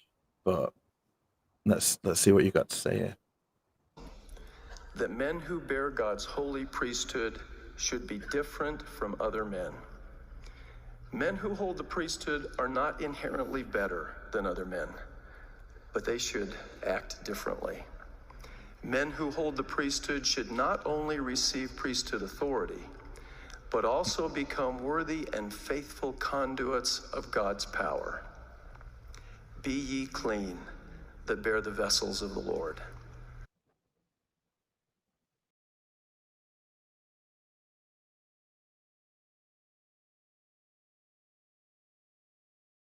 Okay, so this is a record of Joseph Smith's disorderly conduct over the years. May I share some friendly advice? For now, give Brother Joseph a break. Doctrine and Covenants 42, 41, I believe that's some of your handiwork. Do you strive for moral cleanliness in your thoughts and behavior? Do you obey the law of chastity? This is a tricky one. It's a tricky one. And when I say it's a tricky one, what I mean is that the law of what is the law of chastity really? You know, But you could say that's been revealed in the 1835 edition of Book of Commandments. You could argue that that sets forth the standard of marriage amongst the saints as monogamy, a man having one wife. Yes, that's very all well and good, but that's marriage. That's like, you know, a worldly institution. We are living in an existence defined, built up, and characterized by God's laws. That's hilarious. Why isn't Joseph Smith held to the same standard that was expected of me? Yes, that was from my favorite. Yeah, that was one of my favorite Nemo episodes right there. That interview was great. Yeah, from his Temple Recommend interview with Joseph Smith. But it's, yeah, you know, it's they preach these things from themselves. You know what? It takes me back to the first vision and the account that you give as a missionary, and the reason that Jesus says that the churches aren't true, that none of the churches are true. He says, if I get it right, it's been like 20 years, they draw near to me with their lips, but their hearts are far from me. Mm-hmm. And I feel like that's the same thing. They draw near to me with their lips and their rules and their, you know, virtue signaling, but really behind the scenes, they'll do what they want. Oh, absolutely. And you know, just kind of as a follow-up to this, I was thinking about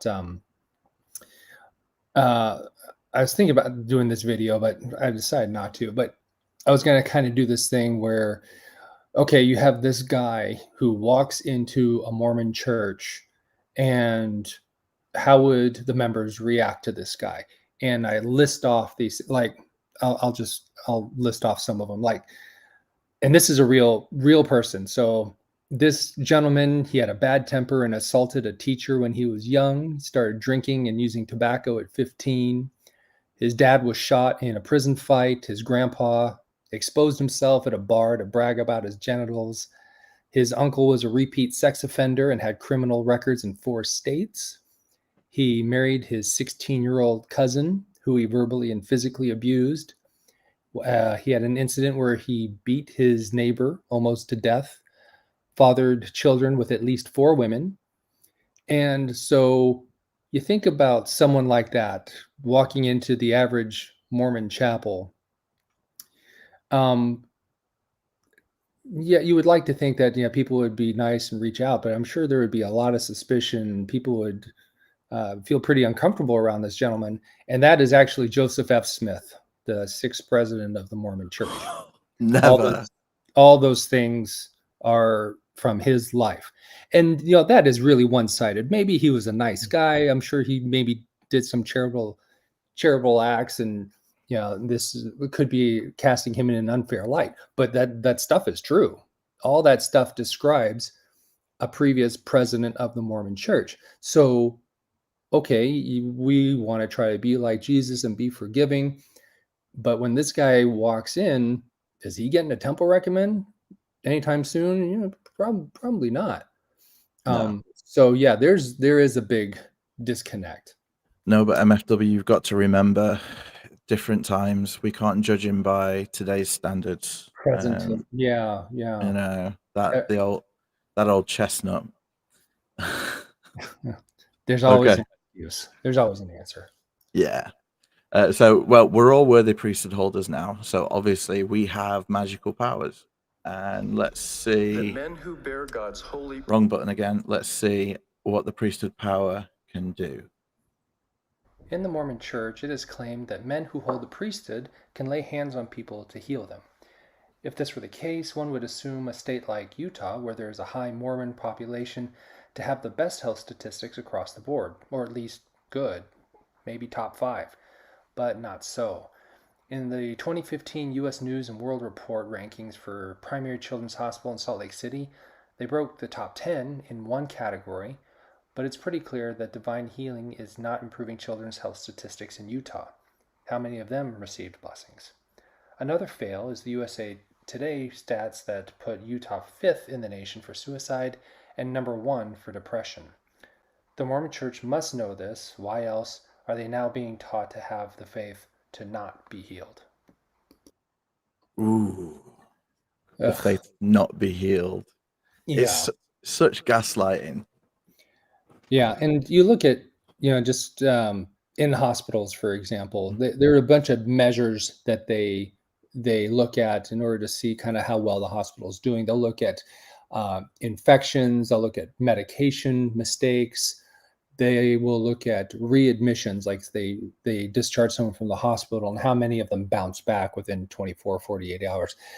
And Utah's not any better than the rest of the country or the world with all this stuff. You would expect, with all these priesthood holders roaming around the halls giving blessings, that these stats should be a little bit better, but they just don't stand out. So it doesn't make sense. I think it's the same reason that not all psychics are billionaires, because they've won the lottery multiple times, and that's why, that's why there's disabled parking bays at churches, because not everyone gets healed. Or no wealthy treasure diggers from upstate New York in the 1800s. Yeah, they were all poor. Yeah. But that's what kept them going. If they found it, they wouldn't be treasure diggers anymore. So they'd lose their livelihood and it wouldn't be any good. So to be a good treasure digger, always in work, you could never actually find what you were looking for.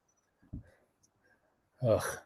In the Mormon Church, it is claimed that men who hold the... That's my twisted logic. Okay. Okay, this guy's a piece. All right, more stats. Here we go. Yeah. No, but this one's really interesting because this quote, this is a slide from Missed in Sunday School. And yeah, let me play the video and we'll talk about it after. In 2018, President Nelson addressed the Mormon Church in Kenya and gave this financial advice. He said, "We preach tithing to the poor people of the world because the poor people of the world have had cycles of poverty generation after generation. That same poverty continues from one generation to another until people pay their tithing." In a nutshell, he said paying tithing would lead to financial prosperity. But I wanted to see if there was any data to support this.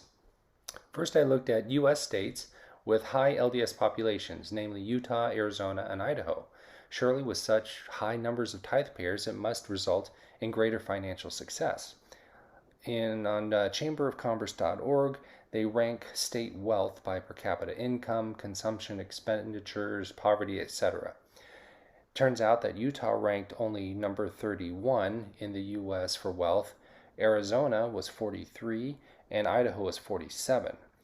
The top 3 richest states have very low LDS populations, namely Connecticut, Massachusetts, and New York. So at least in the U.S., it doesn't look like paying tithing leads to financial success. How about overseas? To test President Nelson's claim, I looked at countries with low LDS populations in 1990. I found how they ranked in the world by wealth and compared that rank in 2021 after their LDS population grew. So, first example was Russia. In 1991, the LDS population was only 300 people, and they ranked ninth in the world. In 2021, the LDS population was up to 23,000, but the rank was only 10. In number two, Ivory Coast, Africa. In 1990, there's almost no members at all because the gospel was only introduced in 1988, and their rank was number 73. In 2021, the LDS population was 52,000. Still, their rank was only 72. So with Russia and Ivory Coast, drastic increases in LDS population, no change in their financial standing. In Samoa in the 80s and 90s, the population was only 40,000 and their world rank was 171. In 2021, the LDS population of Samoa was 80,000, almost double, and their rank was still only 172. All this data seems to show that paying tithing does not pull people out of poverty or improve their financial well-being. President Nelson's prophecy is false. In the Old Testament, in Deuteronomy 18:22, it talks about false prophecy. It says, "When a prophet speaketh in the name of the Lord, if the thing follow not, nor come to pass, that is the thing which the Lord hath not spoken. But the prophet hath spoken presumptuously, thou shalt not be afraid of him." Mic drop. So at least the numbers I looked at don't pan out. Hey, I think just the states one that you put up showing that Idaho, Arizona, and Utah were nowhere near the wealthiest states per capita. Were just that showed it. With the priesthood blessings and the health figures, and now with the prosperity gospel and them saying you're paying for your blessings, and when you pay your tithe in, you get it back in prosperity. It's not true. Yeah, and I try to do a more objective experiment. That's why I looked at those stats, and there was nothing, not even a small increase at all. So that promise isn't true. It's not. Paying tithing doesn't make you rich. So that part's off. You're not going to get financial blessings. Yeah. Well, you know what true patriots would do though. They would pay their tithing, and we're about to find Exactly out right. why. This next one In really 2018, President annoyed me. Yes. So everyone buckle up and prepare yourself for this.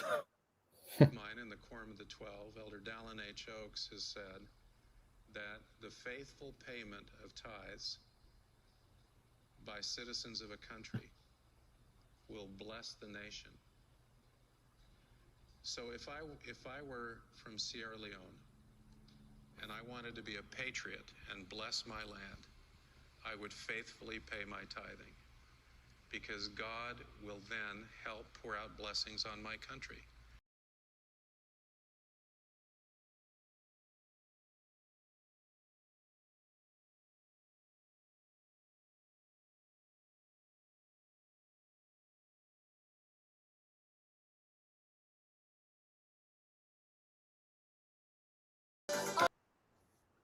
Okay, that was a little bit quiet, but was that Razband telling everyone that if they were faithful patriots to their country, they would pay their tithing, because in paying their tithing, the Lord will pour out blessings upon their country? Yeah. Elder Runland. Yeah. Oh, Runland, sorry. Yeah. So, and yeah, same thing. If you're a true patriot, pay your tithing, and that is going to help your country. And that doesn't seem to pan out either. And so, yeah, I just looked at those countries with the highest percentage or highest populations. Just by percentage of the population in the world, and then looked at their financial rankings, and they're all some of the lowest ranking countries in the world. So yeah, you think Tonga would be like up there with, Tesla and Apple and different things. With that percentage. Yeah, 60%. Yep, and yeah, they're not ranking too well. So maybe they're not paying enough. Maybe I need to look at what percentage is actually paying a full tithe. Yeah. But the church won't release those numbers to me. So No. Well, as President Hinckley said, those numbers are only for those that contribute. So yeah, I've stopped contributing, but I'm sure when I did contribute, I never got them anyway.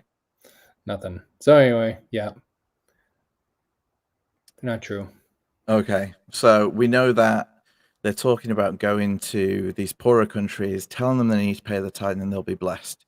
And this scripture here about doing alms and that you should do it in secret, especially, I think in the fast, when it speaks about fasting in the New Testament, you do it in your closet and you go out with a smile on your face, because if people see that you are doing it, then you receive your reward from them, not from the Lord. So we should do all these things in secret, and let's see what the church, how secret they are about it.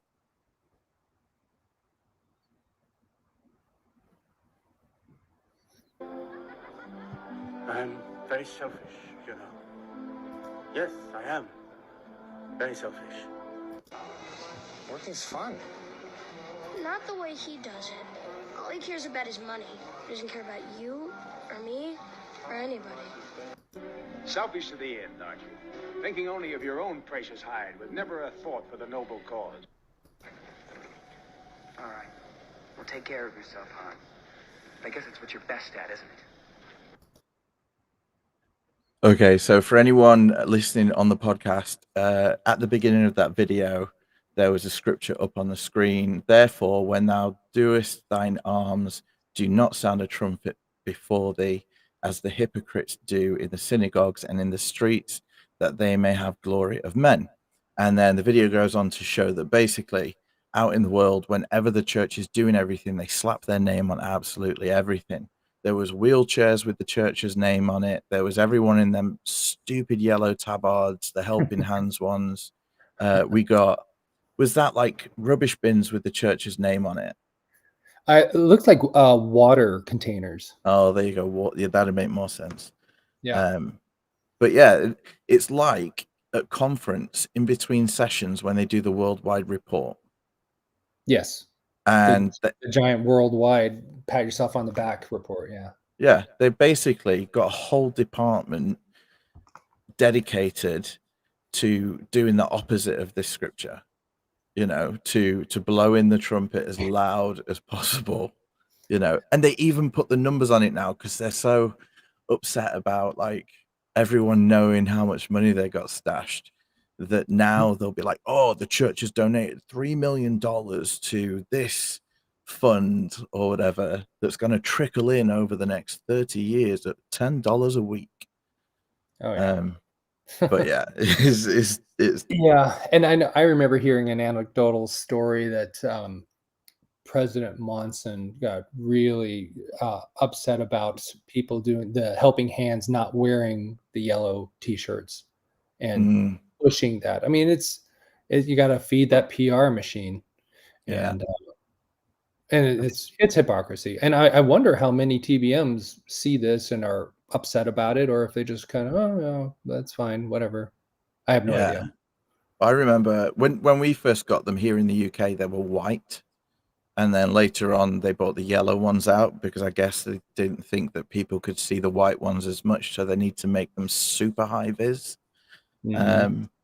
But yeah, and there would always be a box full of them at every activity. And before you could go and pick the litter or do whatever, get your tabard on, let everyone know where you're from.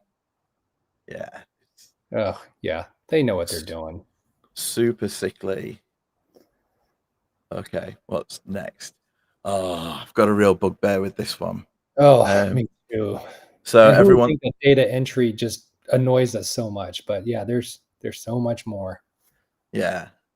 So in the podcast the other day on the show, in Mormon Temple Expose Part 2, I was having a little bit of a rant about this, and Peter Bleakley, if you are out there, he pulled me up to say that the church doesn't actually own ancestry and different things, but it does, just not directly. Let's find out more.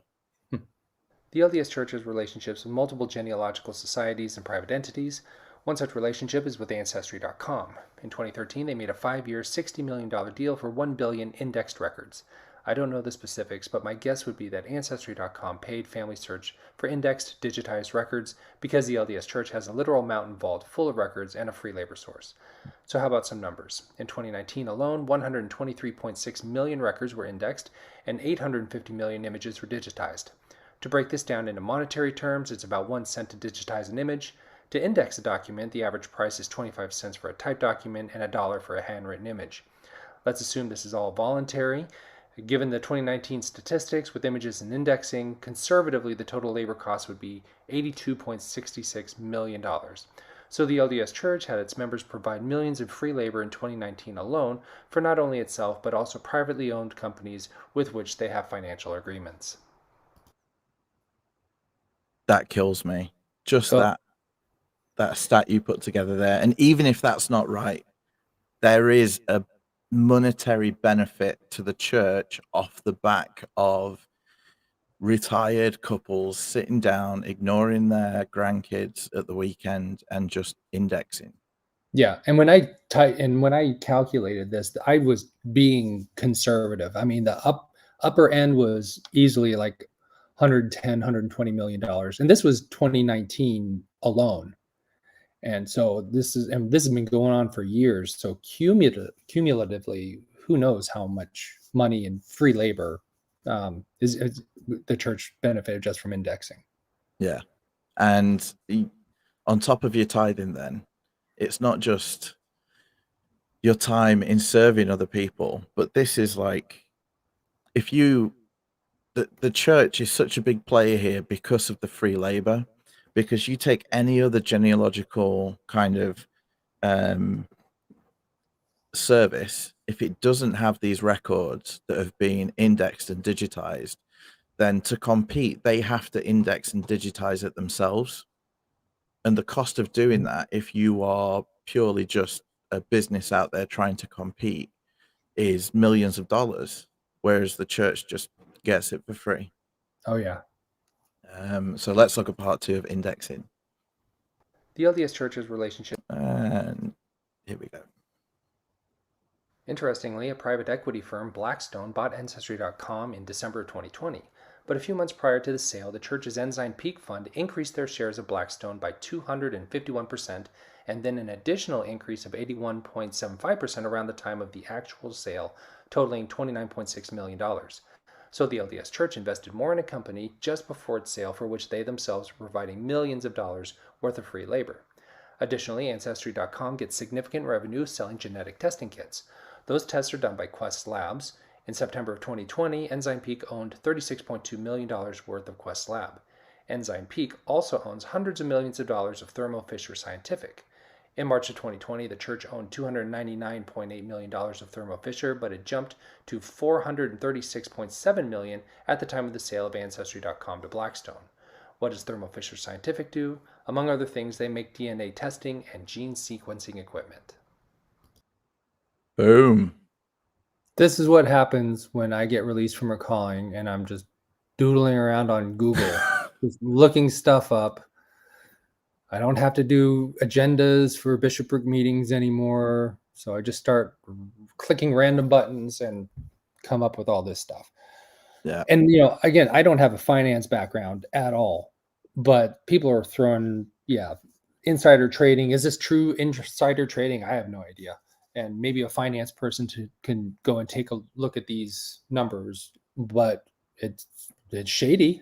It's shady. It sounds it, doesn't it? Because they've benefited from their own action. It doesn't sound like church stuff. No, it's like over here, a lot of professional football players. Well, some they're all banned from gambling. Right. But there was one recently, and there was speculation about where he was going to be traded to. And he was banned from playing football for a while because the day before he was traded, he told, I don't know, his brother-in-law or someone to go put money on a certain team because he already knew where he was going, but the world didn't know yet. So it's that sort of insider, you know, he knows that he's going to win the bet and make loads of money because he knew the outcome before it was public. And I think that's the same thing with all this. Like you say, they put millions in stock in that Fisher firm because they knew that that was connected to Blackstone, and Blackstone was going to be using them for the DNA kits or whatever it was. But what it resulted in was a massive boost in the stock price. And hey, the church now owns loads of stock, so we benefited from that boost in the stock price. Yeah. Coco B, don't get me going on indexing. Oh, we're on it, I tell you. They've pushed the youth to do it. And as a genealogist, I can tell you the youth screwed up a lot of records. Notice that they don't push it anymore. I guess the 5 years are up. I think, don't they have a conference once a year? If anyone knows the name of the conference that they have once a year, Roots Tech, that's it. Where they do, where people go crazy over it. Oh yeah, it's so big, and you know they have goals all the time. It's not just numbers, but it's the percentage of ward members who index as well. And the church knows these stats. These are official statistics that's tracked by the church. Yeah. And I think even 8-year-olds can have an account to index. Yeah. I think that's the youngest you can go. So yeah, it's a big push. It's a moneymaker. Yeah. And the interesting thing is that you don't just index your own family tree, because if it was purely to perform baptisms for the dead or ordinances for your family, you just do your family, because you can only do ordinances. You can only submit work for your family these days that you're related to. So other people can do the ordinance if you go get temple file, but that has to be submitted by a member of the family to avoid, you know, baptizing millions of Jewish people or things that they did in the past. So you think, oh, well, I'll just index my family tree, and then that way, you know, they can do that. But no, you just index everyone and everything. So even if their work can't be done yet because a family member isn't a Mormon or they're not in the family tree, it's still of worth to the church because they can sell it on as a resource to non-church entities. Yeah. Absolutely. Okay. Indexing part 3. Interestingly, a private equity. Every time I click that. So the LDS Church strongly encourages its members to do indexing without compensation, promising blessings from heaven. We know there have been financial agreements for access to these records. They increased their investments in Blackstone prior to its purchase of Ancestry.com. They also have significant holdings in Quest Labs that run the genetic tests sent from Ancestry.com. And they even own hundreds of millions of dollars in a company that manufactures genetic testing equipment. To a faithful believer in the LDS Church, they could see indexing as a way to further the work of God. But as I look through these numbers, it looks like a church exploiting its members for financial gain by associating their voluntary service with heavenly blessings. Isn't this exactly what angered Jesus, profiting off of religion? It also could be one more answer how a relatively small church could be one of the richest organizations in the world. The Mormon Church profits off the countless hours of unpaid volunteer labor through indexing, church cleaning, callings, members paying out of pocket for missionary service, in addition to receiving billions in tithes and offerings. Can you go back to the beginning of that video and just to look at the quote there? The church strongly encourages its members. Right there. And this is what's really gross too. It's that even the ill-aged and homebound can be included and feel the joy of giving.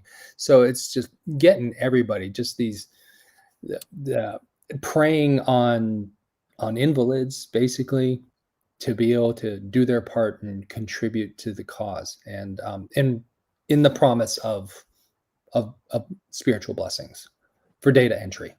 Yeah. And I remember I was Yeah, when indexing was first coming in to the mainstream church, and they were putting a real push on having your ward family history consultants, and then making sure that everyone, even those that weren't like, you know, able to get to a laptop or anything like that, were like taught how to do it. And you'd pull everyone in for ward events and set up as many laptops as you could. Oh, I did it. Yeah. Yeah, in order to do that. Coco B says that prisoners in Utah were doing indexing. Everyone indexing is a prisoner. Very true, very true. Right, let's head on to the next one. So the And LDS that's church. gonna okay. Oh, that's just those numbers again that you're Yeah. putting there. 82.66 million. Yeah, insider trading, it's got to be. Okay, I like this one. This one's a bit of a Yeah. funny one, but it's so true the way that you've put it here. Everyone just enjoy.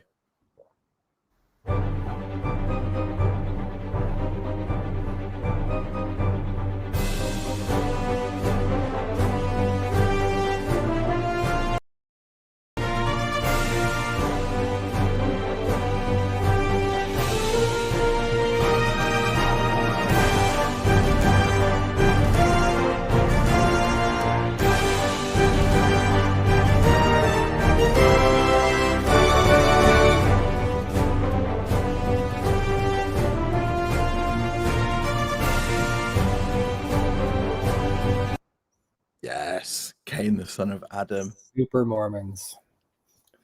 We Yeah. are though. Absolutely. You got magic powers.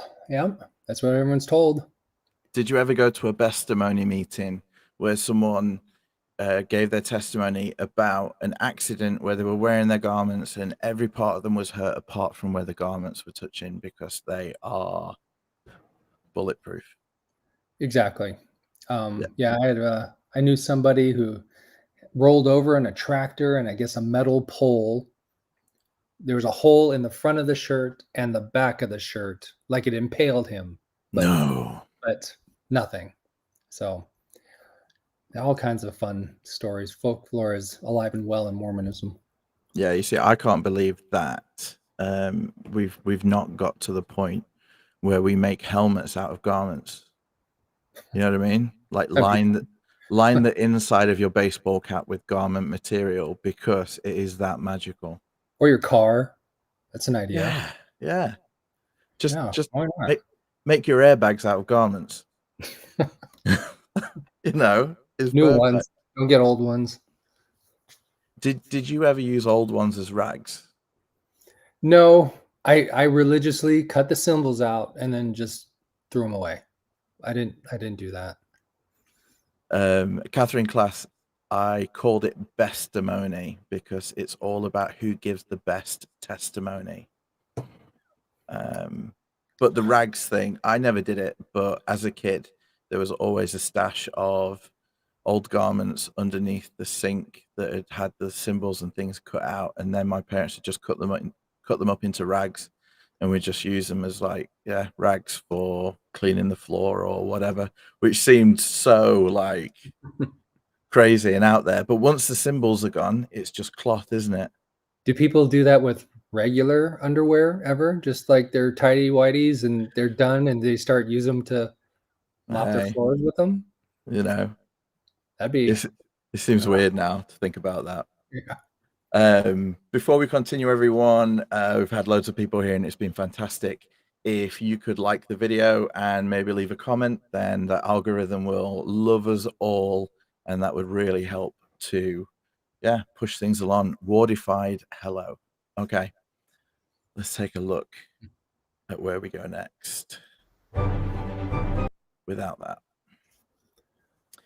is this heaven? I'm not even going to introduce this. Let's just go.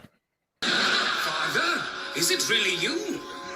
Is this really heaven? Yes, hurry up, come on. I'm coming, Father. I'm ready. Oh, there.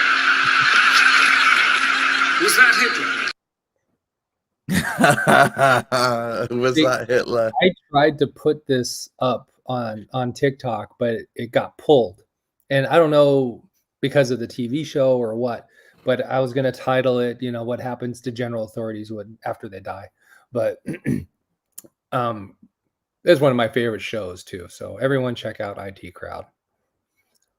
Yeah, but the thing is as well, it's so true because we know that the church has done the work several hundred times for every famous person, including Hitler. Yeah. So, you could be walking through the celestial kingdom at some point and bump into Adolf himself. So you ladies, you got the chance of being one of his polygamous wives. yeah, someone's got to be. Yeah, a few of them. Okay, this is one they go on about all the time because wickedness never was happiness. What's the one from President Nelson where he says people outside the church or who leave the church will never experience true joy. But I think I've experienced more joy outside than I did inside. If true joy is what living the gospel like and the church life of constantly being away from your family and constantly being stressed out by having to go visit this person and that person and be propping up a system that is just crumbling around your ears. If that's true joy, I don't want true joy. Well, yeah, related to that too. I don't know if you ever saw Elder Eyring or President Eyring a couple of years ago was speaking at a funeral for a general authority who passed.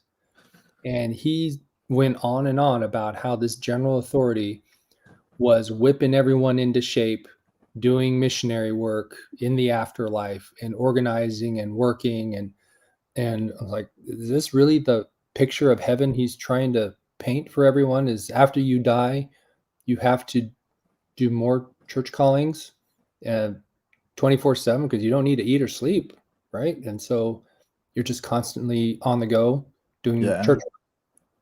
Yeah, not my vision of heaven, but maybe it's his.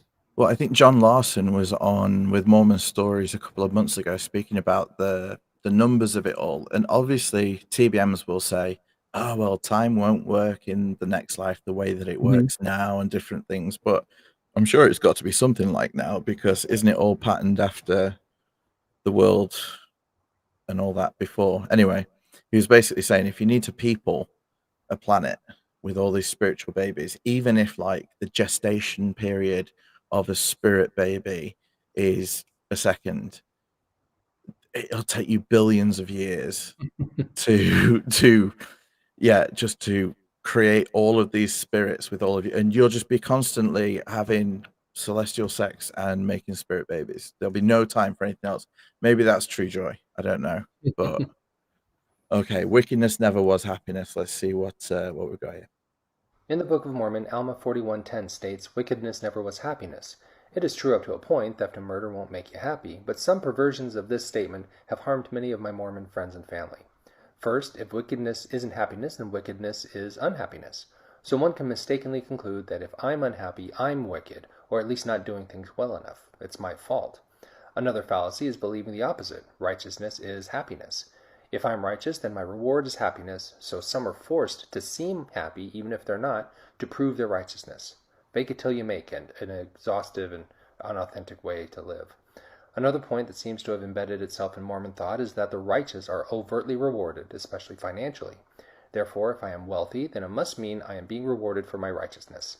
How often do we see successful men being made leaders?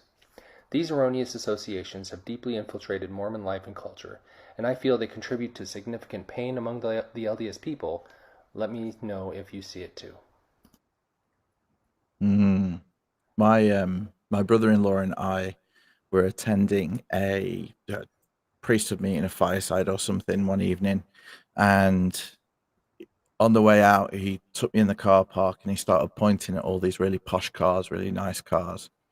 And he was pointing at all the cars of like the High Council and the stake presidency and some bishops. And he just looked at me and he nodded and said, "Oath and covenant of the priesthood."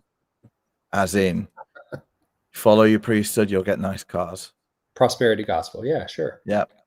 So.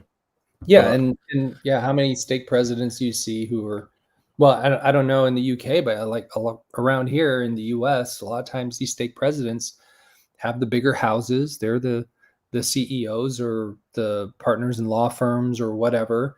I don't know of any like tradespeople who are stake presidents. Not often. I'm sure there are, but they're not the ones that are touted, and they're certainly typically not on the path to being a general authority. Yeah. And I don't think it's the way round that they want to think it is. They want it to be, he's been righteous and we can see his righteousness because he's been blessed with all this wealth and different things. But if that's the case, Elon Musk should be an apostle. The most righteous of all. Yes. You know what I mean? If that's your measure of righteousness, how much money he has, and how, you know, all of his worldly gains, then there's a lot of people missing from the quorum of the 12. The quorum of 12, yeah. Should be Bezos and Elon Musk and a bunch of Arabs probably. Yeah. Branson, you know, with his virgins. Yeah, it's in the Book of Mormon, Alma 41. Oops. It's totally not a thing. And I think the brethren see successful young men who are return missionaries marrying the temple, and then they think, right, they fit what we want people to see as righteous priesthood leaders, you know, and they're the ones that get called for that reason, in my opinion. And the more painful part is that you better act happy, because if you're not, then you're doing something wrong. So there doesn't really seem to be a place. If you're struggling emotionally or whatever, that is a reflection on your worthiness as well. And that, I think that's even tougher. And how many people do you see at the chapel on a Sunday morning who are just like off their nut on the spirit with a massive smile on their face and just really happy to be there? Like, you see the occasional person, sometimes a single sister, who's kind of hugging everyone and is just happy to be around everyone. And the reason I say single sister is because I've got one in mind from my old ward. But just this one person is really jolly, and surely they should be the one running the place because they're actually finding joy. Whereas the rest of us are like, oh my gosh, I've got bishopric, or oh, I've not done my home teaching or ministering as it is now, or oh, I've got a PPI later. You know, it's just a chore. Not a joy. Yeah. Yeah. Okay. Ooh, we're back to the journal. Okay, so now we're going to get into kind of a little phase where we look at some of the teachings that you've covered on the channel. And I've just chosen a few interesting bits that I thought were, interesting to me at least. Yeah. This is the journal of William Clayton, an early Mormon church scribe for Joseph Smith, and he also wrote the popular hymn, Come, Come, Ye Saints. I'd like to read an excerpt from his journal dated October 19th, 1844, in which he says, Last night I dreamed I was in a rich building in a very pleasant place. I thought I was married to Brother Alpheus Cutler's youngest daughter, who was 16 at the time, and she seemed as happy as an angel, and I felt full of joy and peace. I thought I had received Miss Cutler in addition to those I had already got. He was already married to multiple women. When I awoke, I felt disappointed and fell to pray in my heart, O God, if it be thy will, give me that woman for a companion, and my soul shall praise thee, but thy will be done and not mine. Welcome to early Mormon church polygamy. Okay, if anyone is listening on the podcast, please, you have to see the visuals of this, because what MFW has done is he's put together a scene from American Beauty. Is that right? Yeah. And it's the scene where the young cheerleader is dancing and the main character is lusting after her. Interestingly enough, he's been charged with that now, hasn't he? Yeah. For art imitating life. So it's just like you said, they're after all the young girls, and they've still got loads of wives anyway. But that one made me giggle. I did enjoy that one. Yeah, and I think someone commented that she's a descendant of that young 16-year-old who ended up marrying, I think, Heber C. Kimball or something like that. and she had never heard this story. Wow. But anyway, it's gross. Yeah, it is. And presentism, I don't know. That's what they'd say, isn't it? But I think it's gross anyway. Like, yeah, it is. I look at my daughter or my friend's daughters, and I think Joseph Smith would be marrying you right now, and it's just not right. They're not ready for it, and yeah, it's wrong. Okay. It absolutely is. Yep. This is the Okay. Zelf, the giant white Lamanite. I always like this story, but you've got something in here that I'd never seen before. Let's take a look. In June 1834, Joseph Smith excavated or desecrated a Native American burial mound and found a skeleton. Joseph Smith said it was the remains of a Lamanite warrior named Zelf. Joseph Smith reportedly took an arrowhead that was embedded in the skeleton's rib. This arrowhead was passed down and eventually came to Zena Young Card, one of Brigham Young's daughters. She sent the arrowhead to the church for safekeeping along with 2 of Joseph Smith's seer stones. In a letter to Wilford Woodruff, she wondered about its fate and possible return. Joseph F. Smith replied that the sacred artifact was best to have in the church. The church does admit to possessing the arrowhead, but claims to not know of its origins and may have miscatalogued it. Maybe they could put the work into finding out more about this arrowhead. Maybe they could verify the story, then run some studies on the arrowhead itself to verify their claims of early Lamanite origin. Did they really miscatalog an artifact thought to belong to the prophet who claimed it was from a Lamanite warrior?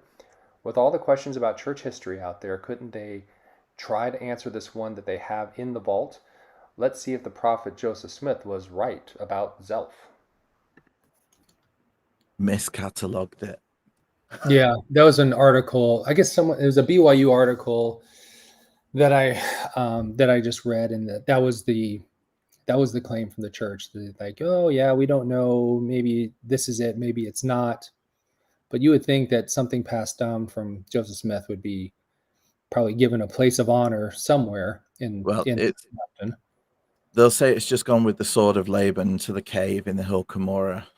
Oh, it's in a cave, but it's in Utah. Yeah, in that mountain. Yeah, exactly. Mountain vault. I never knew that they were supposed to have the actual arrowhead, because there are so many. Obviously, over there you get arrowheads everywhere archaeologically, because that was the weapon of choice for hundreds of years before we got there and ruined everything.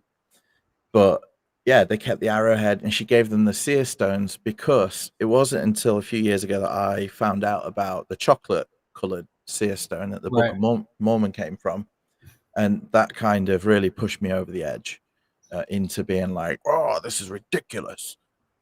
But I was listening to Grant Palmer, I think it was one of the first kind of anti-Mormon pieces that I listened to, was him talking about these other seer stones, and I'm like, there are others? Yeah. But there are like 4 or 5 of them that he used. Mm-hmm.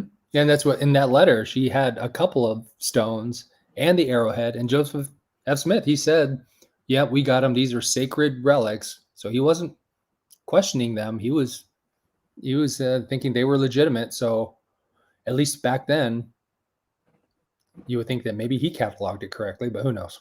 Yeah. Well, you would think as well, though, that if this was the fullness of all times and Joseph Smith, came with this new restoration of things and was using seer stones, that was the pattern to follow, and that Rusty should be using seer stones today, and that's why they've kept them. But obviously they don't, because they know that they don't work. Because I tried last week on the Paramormon investigation. I put my head in the hat with a rock in it that I really tried hard to believe was going to show me something, and I sat there for a few minutes in a very dark, haunted room, and nothing happened. So, well, according to Brad Wilcox, your cell phone is your modern seer stone. So yeah. There you go. You know what? But God, give it a rest. We know why cell phones work. You know what I mean? Someone could take it apart and tell me why it works. take apart a seer stone and tell me why it works. You can't, because it's supernatural. You can't compare a supernatural item to a technical item and say they're the same thing. It's not. We understand why one works, the other one's BS. Sorry. Absolutely. In June. Okay. Oh, and there's a letter from Zine. I was trying to read that earlier, and it took me back to my indexing days. Yeah. Okay. But we have witnesses. How many times as a missionary did you trot out the 8 and the 3 witnesses and say to people, look, we have witnesses. We've got these 8 people, these 3 people who have no skin in the game. And, you know, they should be enough hundreds of years later to tell you that it's true. Substantial cases is because witnesses lie all the time. They just do. They want to help out their cousin who was accused of a murder. Or they want to be on a Dateline episode with you. Whatever it is. And you have to kind of vet through those people. Let me tell you what I've learned. Never trust an eyewitness. Never. You will get burned. I've trusted eyewitnesses, and I've gotten burned. I do not trust eyewitness testimony. It stinks. So I'm here to tell you guys, okay? Just so you know, in real cases, witnesses never agree. Never. I've never had a case where witnesses agreed about everything. Ever. I've been doing it for a long time. I remember one time I got called out to a scene at night, a crime scene, a murder scene. It took me about an hour to get there. Almost always in the middle of the night, if you call me, I have one instruction for dispatch. It's simple. Are there officers at the scene? Yes. Have them separate the eyewitnesses. I'll be there in an hour. This night, I was so tired, I didn't say it. So when I got there, because it's raining, they put all of the witnesses in the back of one car where they sat together for an hour before I got there. Is that good or bad? Bad. Why? Because now they've had an hour to get their stories together. I don't want their stories together. This is from the book, I constantly have witnesses that have a different background. And when they see the same event, they want to record it differently. Why would that be the case? How could there be this much variation between the two accounts? Am I to believe then that it never really happened? It couldn't have happened. This couldn't have been a robbery because you guys don't agree. Am I going to say I'm not working the case because there couldn't have been a robbery because you guys don't agree? No. I figure out why they don't agree. It's my job to reconcile the eyewitness accounts. And you're not going to agree. Look, if we have a robbery tomorrow, do you think I'm going to ask him what the guy was wearing? No, I'm going to ask her. I'll be honest. I couldn't even tell what I was wearing yesterday. But my wife could. It's your background. Probably if I'm going to ask what kind of gun was it, I mean, I ask somebody who doesn't know anything about guns. Everyone brings a certain background into it. They see different things. So let me just tell you this so you can relax. In real eyewitness accounts, eyewitnesses never, ever, ever, ever agree. That's okay. That's a good thing. Because if they agreed entirely, you shouldn't trust them. That's called collusion, or it's called whatever it may be called. It can't be real. I've never seen that happen in all the years I've worked a case. I expect real eyewitness accounts to vary, but that's substantial. Collusion. Yeah, different perspective. This guy's a police detective. And so, those eyewitnesses accounts, everything's exactly the same. Well, it's all in the same handwriting too. So who knows? Yeah. And I think it was Oliver Cowdery's handwriting, wasn't it? And I'm sure there was some speak of, or some suggestion that Joseph pressured the 8 witnesses into that account. But it's true, like if everyone gets together and decides what they've seen, then that's what everyone says. There was a big case over here where at a football game, a lot of people died due to a lot of fans being channeled into one part of the stadium at the same time. And there was a big crush in the 80s, and 96 people unfortunately lost their lives. Oh, wow. But what happened afterwards is all the police officers got together to kind of decide on the account of what happened. You know, it wasn't right. You go over there, give your account, you give yours, and you give yours, so that you get a true event. There was, yeah, it's still a thing today. It's still rumbling on. The police chief has been found guilty of something, but there was collusion in the police to try and take away some of the blame there. And I think it's the similar thing here. You know, all of the 8 witnesses were either related to Joseph or had money invested. Mm-hmm. And so they've all got skin in the game. So what are they going to say to try and, you know, either help their family member or get their money back? They're going to say, yes, I have seen the plates, and yeah, Joseph is true. Give me your tithing. Yep. With their spiritual eyes. Yeah. As you see a city through a mountain. That was the funny thing, that the most honest one of the three witnesses probably was Martin Harris, because he removed himself because he couldn't see it. Mm-hmm. You know, everyone else is saying, oh, look at this, and he's like, I don't see it, you know, I'm going to remove myself. And then it was later, when he was convinced by Joseph that he was worthy, that he eventually said, yes, I see it. Mm-hmm. With his spiritual eyes, or as we call it today, his imagination. Or peer pressure. Yeah, basically. I see all sorts of things. Doesn't mean my wife's going to believe me. Substantial cases is because. Okay. This one's hilarious. This one was inspired by you, just so you know. You posted that video, and then it made me think of this, and I put it all together. So this one's your fault.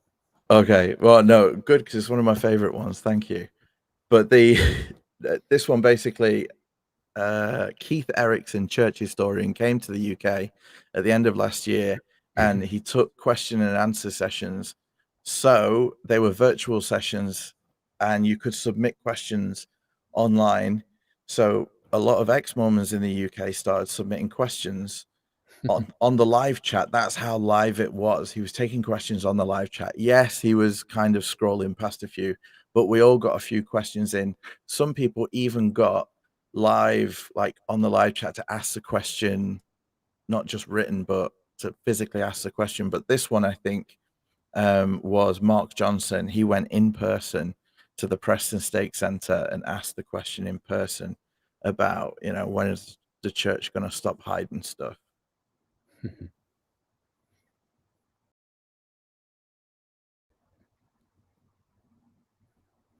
So were they hiding church history? You can't lie in front of the bulldozers indefinitely. I'm game. We'll see who rusts first. You're going to have to accept it, you know. This bypass has got to be built, and it's going to be built. But Mr. Den, the plans have been available in the planning office for the last 9 months. Oh, yes. Well, of course, as soon as I heard, I went straight round to see them. You hadn't exactly gone out of your way to call much attention to them, had you? Like telling anybody or anything? Plans were on display. On display? I eventually had to go down to the cellar. That's the display department. With a torch. The lights are probably gone. So had the stairs. Oh, you did see the notice, didn't you? Oh, yes. It was on display in the bottom of a locked filing cabinet stuck in a disused lavatory with a sign outside the door saying, "Beware of the leopard." Ever thought of going into advertising? Well, to agree with the things you've raised, the church has been talking about many of these questions for a very long time. B.H. Roberts.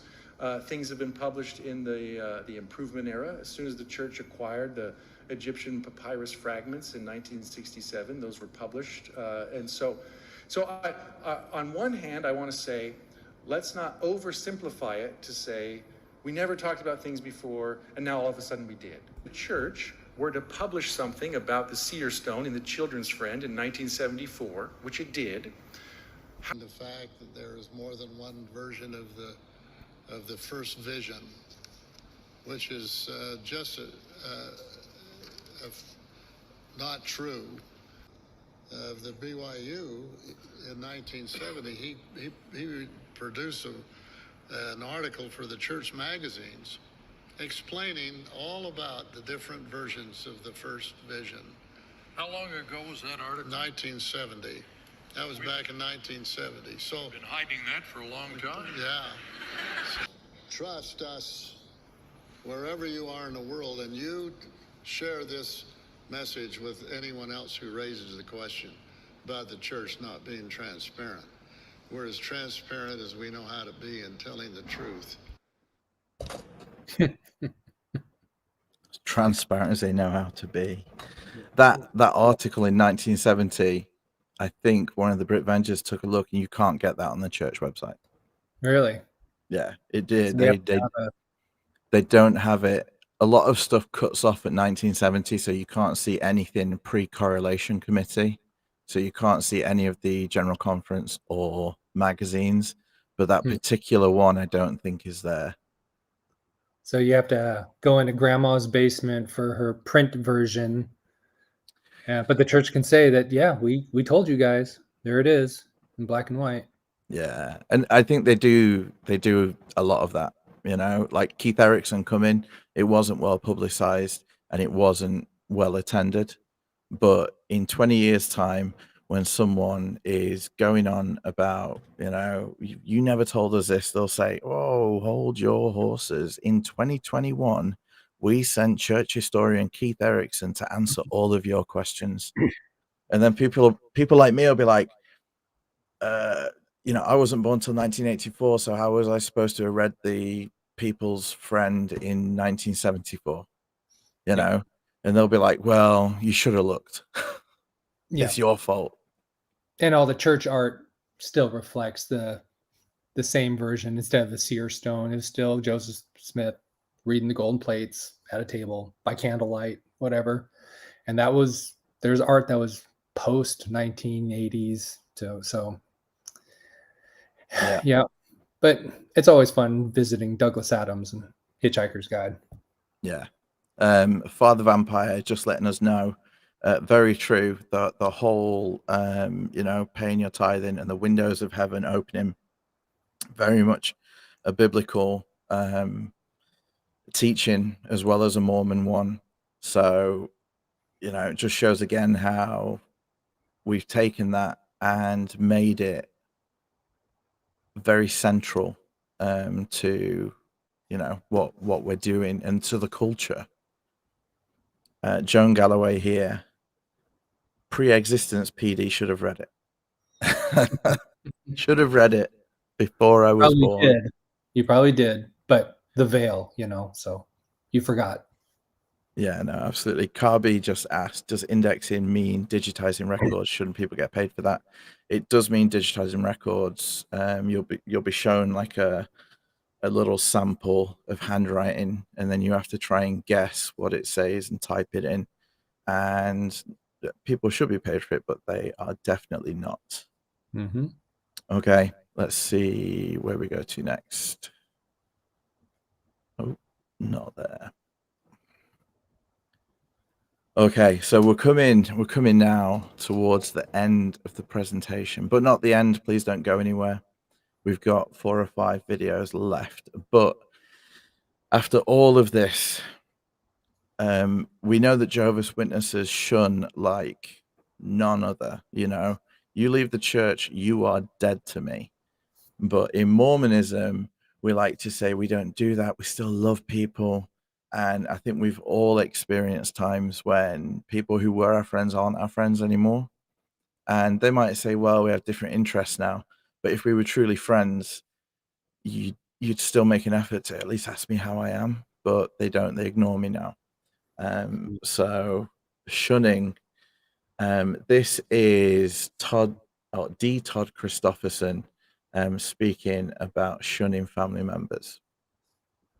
A daughter more than me is not worthy of me. So although familial love continues, relationships may be interrupted. And according to the circumstances, even support or tolerance at times suspended for the sake of our higher love. And in reality, the best way to help those we love, the best way to love them, is to continue to put the Savior first. Douchebag. Ugh. Yeah. A higher love. that is such an abusive, like, relationship kind of thing, to tell the person that the reason you are doing this bad thing is because you love them more than they could understand. You know, to put the savior first, and putting the savior first means stopping loving that person, but you're not stopping loving them. You've just got a higher love. And they're not putting Jesus first. They're putting the church first. And that's one of the things that the LDS church is sold, is that the church equals God. Church equals Jesus. They are one and the same. So your devotion to a church calling or whatever, cleaning toilets, is you're serving Jesus. So yeah, you shun the family because the church told you to, and that means God told you to, and that's that higher love, which is garbage. The church is not Jesus. It is not God. And that's when the church becomes God, that's technically idolatry. That is wrong. It's exactly what we're not supposed to do. Yeah. And if my memory serves me correct, wasn't Jesus always found, wasn't like one of the things I hate about Jesus was that he wasn't always with the priests and in the synagogues and different things. He was always with the sinners and those that were sick, and he was always ministering to those around him who were seen as less than. But for me, that's the higher love that he was showing to them. So surely if we're following the higher love of Jesus, there should be not cutting off that family relationship. It should be an increase of love. And just, it also goes against simply, remember when you're a missionary, you're given those characteristics of that ideal investigator. It's someone the family knows, someone that maybe knows a little bit about the scriptures, somebody that's going through something, so a hard time. That's a definition of an ex-Mormon. They should be focusing all their effort. I know people don't. Some people don't want that. They leave the church. They don't want the attention. But that's that's one thing, is they should be reaching out to all these people, especially family members. Oh yeah, this is a good video too. Yeah. So this is dealing with being shunned. And for anyone out there who is struggling with that, my heart goes out to you, because it's the worst thing. So who's this gentleman? He, I think, wrote a book. Actually, this is one of the things, my wife came across this video a little while ago, and a little background too is in our family, I told you that my oldest daughter is still in the church, and she has cut off all ties with us after leaving the church. So, I mean, it's a very real thing, and it wasn't subtle. She called us and said, "Yeah, I'm not going to associate with you anymore," and that was about 6 months ago. We haven't heard from her since, and it's painful, and it's all too common, and you see it over and over again. You look on TikTok or YouTube, or people are writing about this. This is a real phenomenon that's hurting people, and it's a savage practice. I'm so sorry. I'm just glad I got my kids out soon enough, like young enough. Yes. So we got 3 out of the 4. Yeah, I'm sorry. Well, let's see what this gentleman has to say. I think I've got it queued up where you said, but I'll just move it forward to, okay, here. People who we love, who are shunning us right now, are seriously incapacitated people. They're disabled by the coercive indoctrination that has been branded into their psyches like possession. Indoctrination is like possession. Unless you've been indoctrinated, it's very difficult to understand. But let me give you an example. Imagine if someone said to you, you've got 3 noses on your face. And you say, no, I've got 1. No, you've got 3. Let me explain and talk to you about it. And you will think, nah, I'm not going to waste my time. I've got better things to do with my life than to waste my time talking about discussing whether I've got more than 1 nose. Now, Indoctrinated people feel the same way about anything contrary to what they're being indoctrinated about. They don't want to waste their time thinking about it, talking about it. They are completely and utterly taken over in their minds by what the cult leader and what the religious group has indoctrinated them into believing. Definition of indoctrination is instilling a set of beliefs in someone in such a way that they are unwilling or unable to question or evaluate those beliefs independently. In effect, indoctrinated people are disabled from critical thinking and analysis. They are possessed with the rhetoric and the doctrine of the indoctrinator.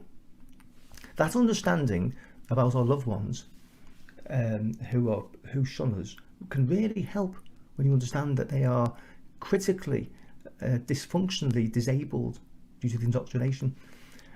Another understanding is where there's separation and division and shunning and ostracizing, there's always fear. It's all rooted in fear. And understand this, that they are fearful of you. They will say they aren't, of course, but they are. They're fearful of what could happen to them should they have normal family life with you, talk to you, eat with you, drink with you, go on holidays, go shopping, whether they to partake in normal funeral, wedding, birthday arrangements. They fear what can happen to them because they're being indoctrinated by their leader. And again, understanding that can make a massive difference. Another understanding that can really help is to know that a heinous act has been committed against you, though the law of the land doesn't recognise it yet. You have been a victim of one of the most cruelest acts of humanity. Parents being influenced and persuaded to separate themselves from their children, either emotionally or physically. What was once a happy family unit is now destroyed by the indoctrination of a religious cult. When you understand that what has happened to you was not love, it wasn't care, it wasn't merciful, you might feel a weight lift off your shoulders. It wasn't your fault. You've done nothing wrong. You've left behind a system of man's error, ego and arrogance and self-righteousness that was void of love. Conditional love is not love. You are free now to love everyone unconditionally, which leads to the third stage, celebration. Celebration. This is something we can move towards, and this is how I began to cope with the shunning and the ostracizing of my family. Wow. It really puts it in a different light.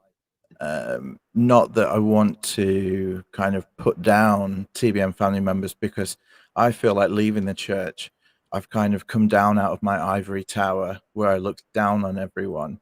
And I know he said that there's something, wrong with them. But I think the way that he's looked at it is that they're suffering just like we were. And they're, it's not our fault and it's not their fault. I don't know. Yeah, and he says something that's really good in a little bit, is that those people who are indoctrinated or shunning are limited in how they can love and how they can express their love. Because once you're out, these people like him or us or whoever, we don't have those restrictions. We can love unconditionally. We can express that love. We don't have to worry about, people throw church doctrine at us or history or whatever. That's no big deal. And but we can love unconditionally. We aren't confined to the constraints of in this case the Mormon church, of who you can associate with, because they're going to destroy your testimony. So you are restricted in who you can love and how you can express that. And so that I thought that was a great perspective and very freeing, where yes, I have that choice to love unconditionally whoever I like, even while being shunned. Okay, we're back to that time again. There's a couple more videos to go, but before we do, 200 likes is what we're going for in this video.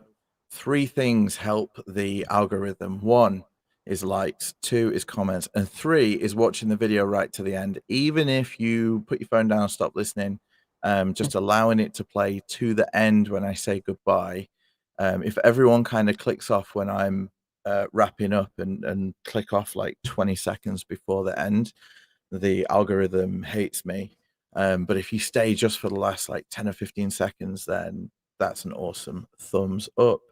Coming up on the channel on Sunday evening, Sister PD is back with me, and we're looking at the second missionary discussion circa 1986 to see what's changed and what's different to today's teachings. But back to MFW, and I thought this one was awesome. This will probably get me a copyright strike, but I love the way that this kid talks. He's in a lot of movies at the minute. So how Mormons view ex-Mormons. Strap in. Russians somewhere out there. There wasn't anyone. I hope they eat babies and have sex with dogs. I mean, like, that's bad, right? Sex with dogs? Yeah. The Englishmen do it too. We have to stop them before they eat us and screw all our dogs. It's crazy. That kid's hilarious. Oh, but it's so true. They're crazy. Yeah. Yeah. But yeah. And that's a great movie too. And when I saw that, it's funny, you know, when I got out of the church, I start seeing all these things like, oh yeah, I can relate to that. And oh, that's funny. That's how I relate. And that's when I started doing all these TikToks and just putting all this stuff together and throwing stuff out there. Okay. No, that's awesome. Thank you. That really put a smile on my face. Okay. And to end it all, it is the commencement speech at Brigham Young University in the fall of 2021. And we all get a nice label here. All those TikTokers and podcasters get put in our place. Let's see what they've got to say.